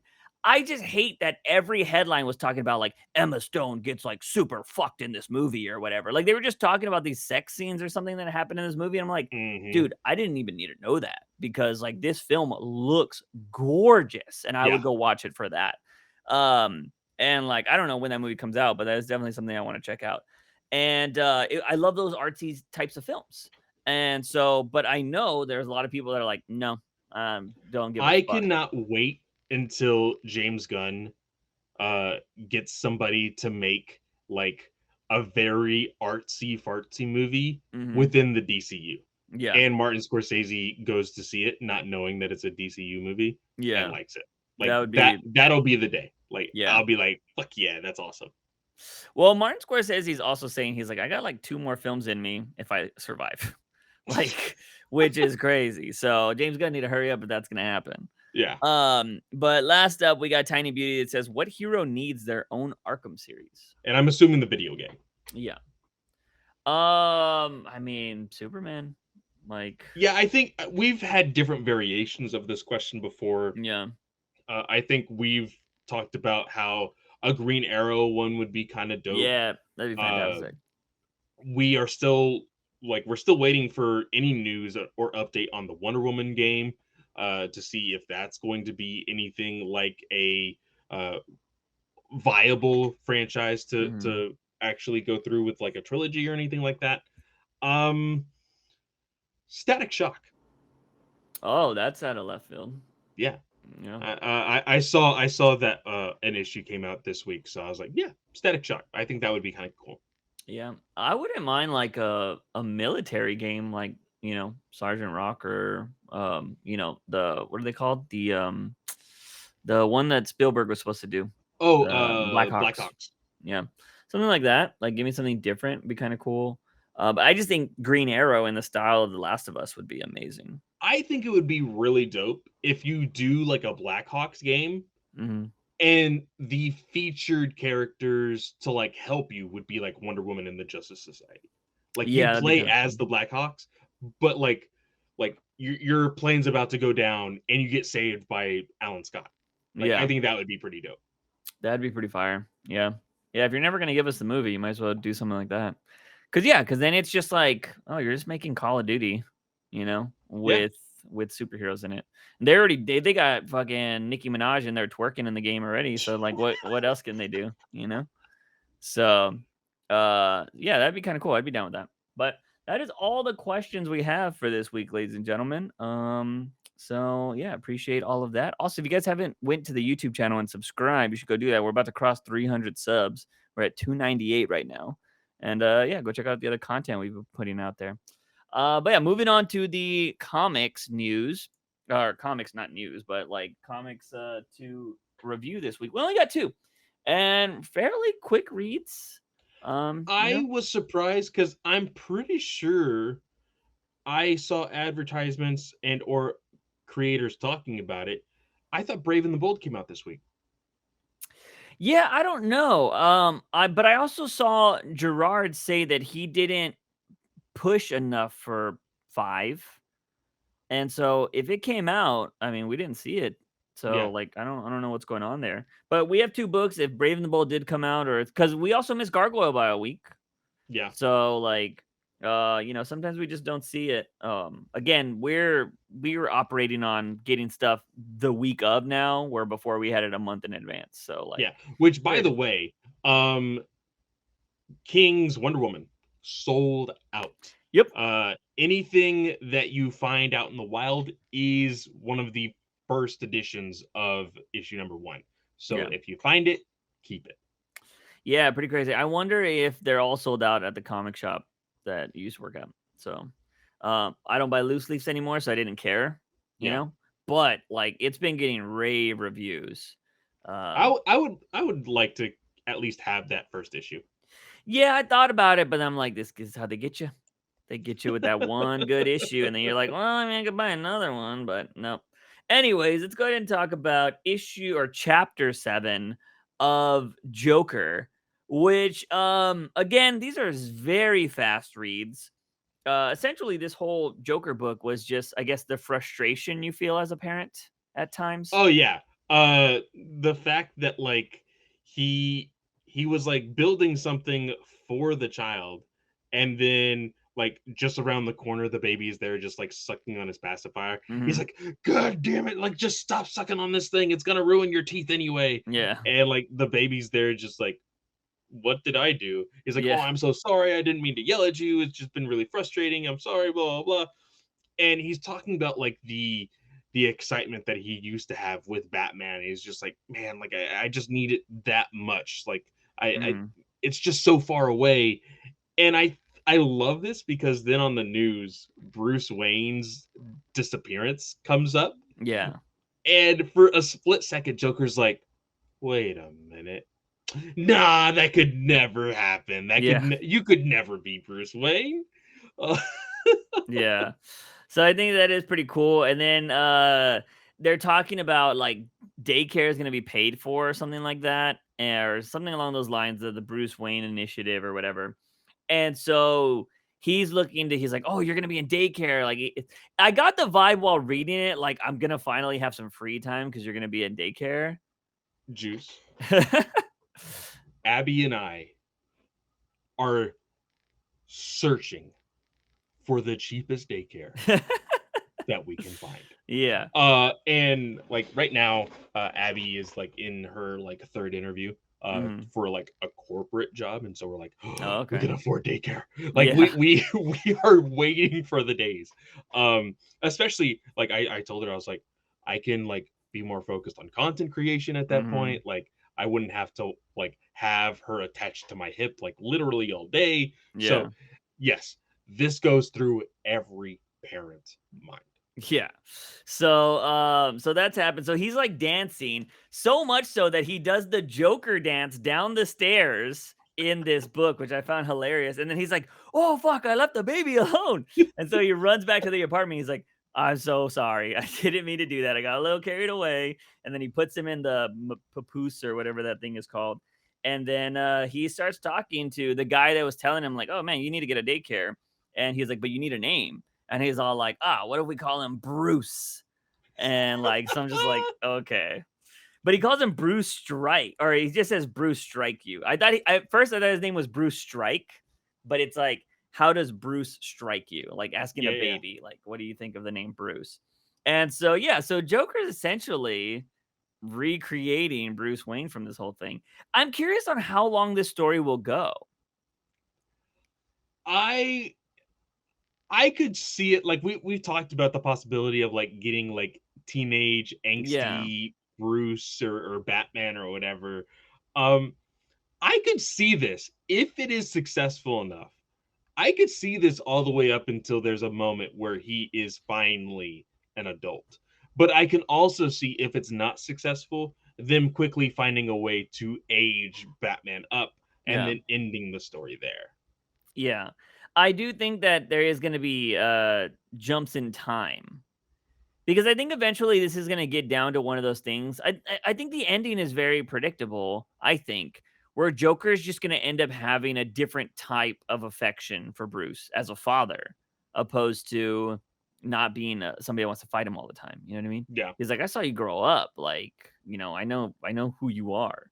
And, yeah, I don't know. So, but I'm wondering if, like, like, what if it's, like, reversed? Like, what if he, like, I could see Joker falling in the vat at the end, and Bruce is like, "Well, what do I do with this kid?" You know what I mean? Like, Yeah, like the roles reverse yeah, after that. yeah. Would he make him a Robin eventually? You know what I mean? Or like would would he feel like he is obligated to make him into a Joker to set things right? Yeah. Interesting, interesting. Yeah, I don't know. We'll see. But then again, at the same time, you know what I could see? He falls into the vat, but he'd be a lot older by that time. And so maybe he gets put right back to where he was when they were fighting originally. Oh, maybe. So either way. So yeah, I mean, very quick read with the manga stuff. I'm surprised. I mean, I guess it wouldn't be you know what? One thing I've been reading a lot of manga lately. I am very confused on what is and isn't technically a shonen jump kind of book anymore. Would this be a shonen if it was on that? I don't believe it would be. Because From it's really my weird when I see stuff like Spy Family there. Spy Family has action and stuff, but not like crazy, crazy action. is it It's not more like considered a shonen? I can read it on Shonen Jump. Yeah, but that's what I mean. Like for Oh, me, I because there's some anime that aren't featured on Shonen Jump, yeah, and those aren't considered shonen. So I yeah. would assume that Spy Family is a shonen because it is from the Shonen Jump app. Yeah, but, isn't, like, shonen a style? Like, it's geared towards young men most of the time, it's, like, fighting, kind of, like, stuff like that? Isn't there, like, a reason for it? Or is I it don't just the know. brand? I think it's I just the brand. That's I just me though. I would have to take a deeper dive into it. yeah, I wanna say it's a style. I'm just very confused because, like, I am curious on why the fuck Attack on Titan isn't there. Because Attack on Titan isn't shonen? I don't know. Somebody, if you know this information, feel free to correct us on it. I thought shonen was a type of anime. opposed to, or like a type of story. Like, I didn't know if it was just the brand. Right here. What makes an anime a shonen? It says first shonen anime is a category of anime media specifically for younger boys. So you Mhm. were right. Yeah. Yeah, Yeah. So I thought so. So why isn't Attack on Titan? Is it just more mature? I You guess know, so. Yeah, I would assume. but Death Note's on Shonen, which is wild. So and so is Chainsaw Man. Usually there is some type of main character, normally male, who has muscles, good martial arts abilities, and some type of ability to enhance their strength. Hmm. Yeah, I don't know. I just feel like Spy Family was really weird to be there. But it would Attack on Titan would still fit that category because he Yeah. turns into a Titan. He's Yeah. muscular. He's Yeah. I don't know how they worked that out, but I know there's like different types of like stories. So I don't know, like what you don't see on Shonen Jump is a lot of horror stuff, right? So like there's a different type it's of few and far between, but there yeah, is some stuff there. Yeah. yeah. So I don't know. Either way, I was just curious. I'm like, where does Joker fall? Because I feel like Batman Bust, whatever it's called. The Um, Justice Buster. yeah, Justice Buster. I feel like that would fall under Shonen. Yeah. But yeah, I don't know. So, but it's interesting. I don't know where these would show up on any other kind of platforms, but I guess they only show up on DC. Anyways, moving on to Batman Beyond Neo Gothic, which this has been a solid story for those of you that don't know. This has been a story where Terry McGinnis as Batman is going down multiple levels of Gotham because we found out that Gotham or New Gotham is built on old Gotham. Yeah. So there's like many layers deep, which it's kind of weird to think about like this happening. But now I'm seeing all these videos of New York falling apart and how people can just fall through the floor in New York and there's just like Yeah. stuff What under it. I'm like, that was Casey oh Neistat, if you saw the yeah, popular Casey. video. Yeah, But yeah. I saw some other people doing this on their own now, and it's like, this is how I walk to work, and somebody literally walks over like, their door to get into their, work is right above the, like, subway station, and they could see the subway station through the floor. That's insane. Yeah, and I'm just like, yeah, I feel like you can kill people on both areas there. Like, what the heck? Wild stuff, wild stuff. So, pretty crazy. But anyways, so that is the story that's happening here. There's a lot of kids that are missing, and we're trying to figure it out. In the last issue, we found the Court of Owls symbol, so we know we're about to meet the Court of Owls.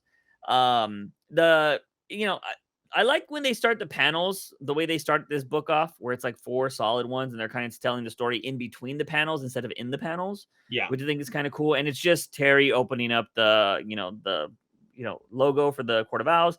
He gets in there and Kyle, the cat, is like kind of freaking out. He's like, yo, what is this? And Terry's like, I thought you know magic. Like, this is what's going on here. And he's like freaking out because the owl heads start talking over time. And Yeah. they know Kyle's name and they know Terry's name. And he's like, yo, how does he know us? Like, what's going on here? And it gets into this thing where like the court knows all about Terry, but it's like kind of weird because Terry's like he's never been But down there. one thing that did bother me, Mm-hmm. it says here, this is Terry, this is Batman saying this. Be careful, Kyle. This place is a labyrinth. It's designed for two things: to drive you crazy and to kill you once you're there. And Mm-hmm. Kyle asks, you talk like you've been here before. And Terry says, first time, but when I was 17, I did a month of training designed to prepare me if I ever was taken by them. Yeah, makes sense because Batman's been there. Was he 17 when he became Batman? Yeah, I would assume so. Holy He was in crap. high school. Oh shit, that's true. That's Yeah, true. yeah. Okay. What is My what fault. is their I must have like misread it at first. I yeah, thought it was like, oh, I've trained my whole life to yeah. see the Court of Owls, which has been a topic of conversation recently. What do you I don't mean? know how you feel about this. I saw this on Twitter. People have said, especially since the Gotham Knights video game became so Mm-hmm. popular that like the Court of Owls has now been like this thing is now known to everybody and is no longer a secret society. Mm-hmm. And I think there is a comic panel horribly written. I need to find it for you. That like is somebody saying like, "Oh man, like this is the Court of Owls. I've waited my whole life to see them, and Mm-hmm. this is amazing." And people are taking this and being like, "This is such shit." Like I liked it when the Court of Owls was a secret society that nobody liked, that nobody Mm-hmm. knew about. Um, I haven't really gotten that vibe recently because we haven't read a whole bunch of stories of the Court of Owls. Yeah. I know they became super popular because of the fan base of Yeah. like, oh, Well, they're it's also in it the game now, right? and the game, but it's also just like, oh, it's a brand new thing, right? Mm-hmm. Everybody likes the shiny new thing, but which is why I was kind of worried when we saw the Court of Owls logo in the last issue. I'm like, okay, Yeah. like how are they going to take this? Um, and I think they approached it pretty well in this issue. Yeah, they're all like creepy zombie type of characters, which I think is really interesting.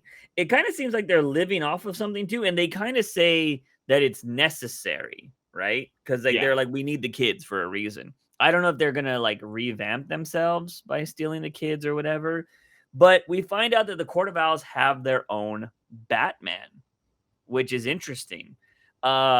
And he's like very nightmarish type of Batman, something we probably would have saw in nightmares. And he's called the Batman. And so like honestly, he's kind of like Venom. Let's be real. he does look a little bit like Venom. He looks like uh a fear gas Batman. Yeah. He looks Yeah. very nightmare, like you said, nightmarish type of thing. Um, how did you like this Batman saying the famous Kevin Conroy quote? "I am vengeance. I am the night. I Yeah. am the Batman." I mean, it's an imitation.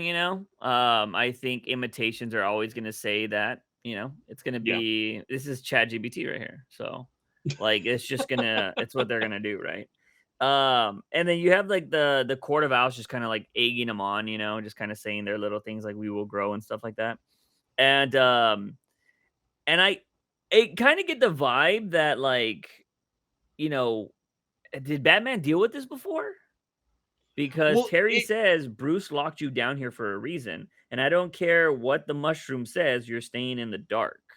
yeah, So, like I'm curious. I think the overall story mhm, we will find will be that Batman did something because yeah, that's what we learned about Killer Croc.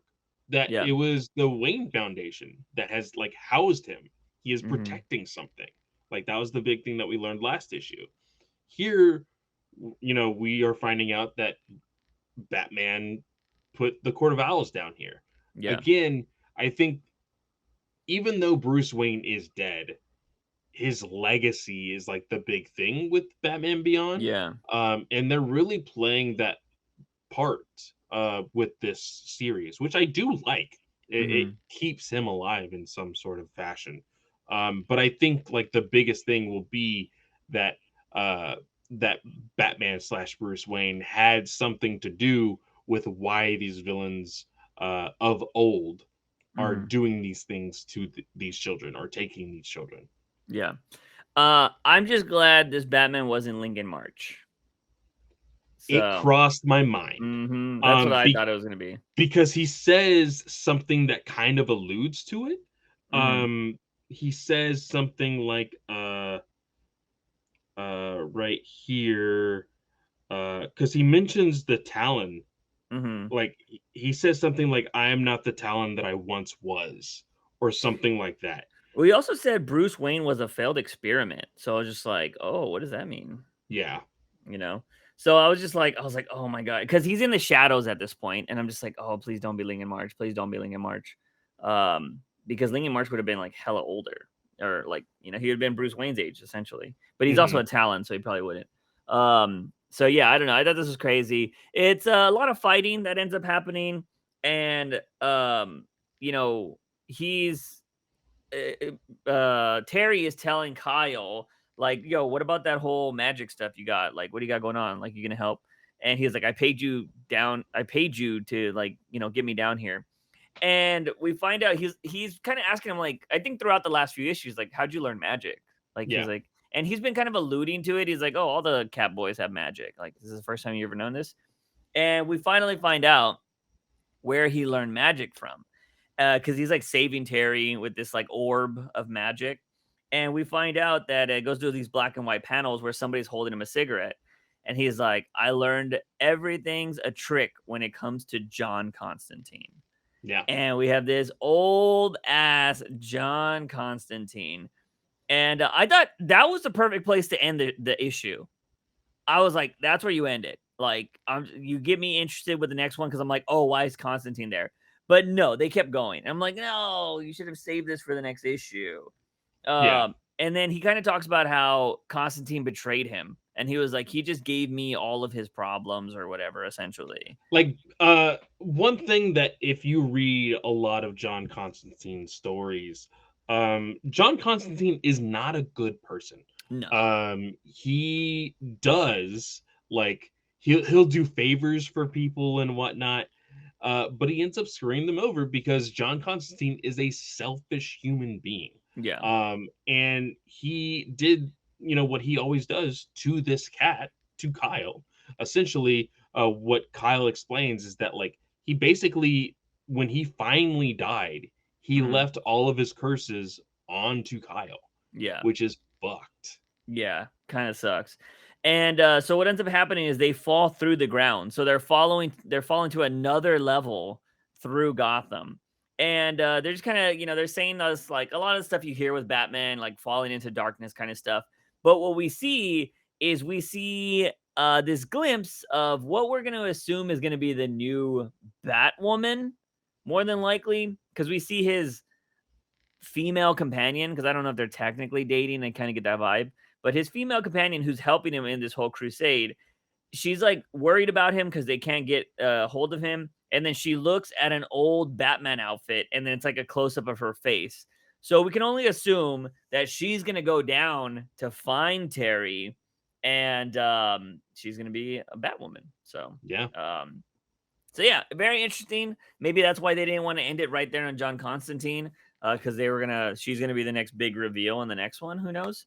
But for the most part, good read. I think I just like that those books feel different because I've read Batman Beyond books before that are just really boring. Yeah. But this one is like actually intriguing because it's blending the future with the past, and I really enjoy that. Because Yeah. even as somebody who reads present day Batman all the time, I'm like, oh, I get that. I get that reference. That's cool. But when you just try to do all future, I'm just like, meh. And it's kind of what happened with Future State, right? Future State was kind of boring because they're just like, I didn't care what Red Hood was doing. Like, Yeah. And surprisingly, he was the only one that kept going. Well, Harley's, I guess, kept going for a while too. But yeah, I don't know. Thought it was really, really good. But overall, that's all we got for comics, ladies and gentlemen. I'm surprised we didn't have a Gotham War book. And that was another book that I saw advertised, which was the Mhm. Red Hood Catwoman book. Yeah. But I didn't see it. So Yeah. we will double check if we had missed any books. We'll talk about them next week for sure. Yeah. So, But yeah, Clay, you got anything going on this week? this week we reviewed over at Star Wars Alliance the 7th episode of Ahsoka. Next week will be the finale. So just make sure to keep the notifications on your podcast of choice or go to the Geek First YouTube channel and subscribe there. And we will talk about that next week. So very excited about that. Noise. Again, for those of you that are not in the Discord, I have made a channel where people can hold me responsible for my new channel. Because I'm trying to get it out by a certain date for a reason that I will reveal later. But I have slowly been working on the channel every day. We have 56 days from the hopeful launch of it. I'm hoping to launch earlier, but the last day is definitely 50 something days from now. So I've just been doing that. Streams might be less now because I stopped streaming on kick.com because they've been getting wild with what they've been allowing. I was okay Ugh, with certain yeah. things, but now it's just like it seems like there's no order over there, and I just can't be a part of that. So I don't stream on Kick anymore. Interestingly, if I can figure it out, I'm gonna add TikTok to the mix. So that'll be interesting for anybody that follows me on TikTok. But that is gonna be it, ladies and gentlemen. As always, he is Fanboy Clay. I am Juice Wayne, and remember, Batman is awesome. News Weekly.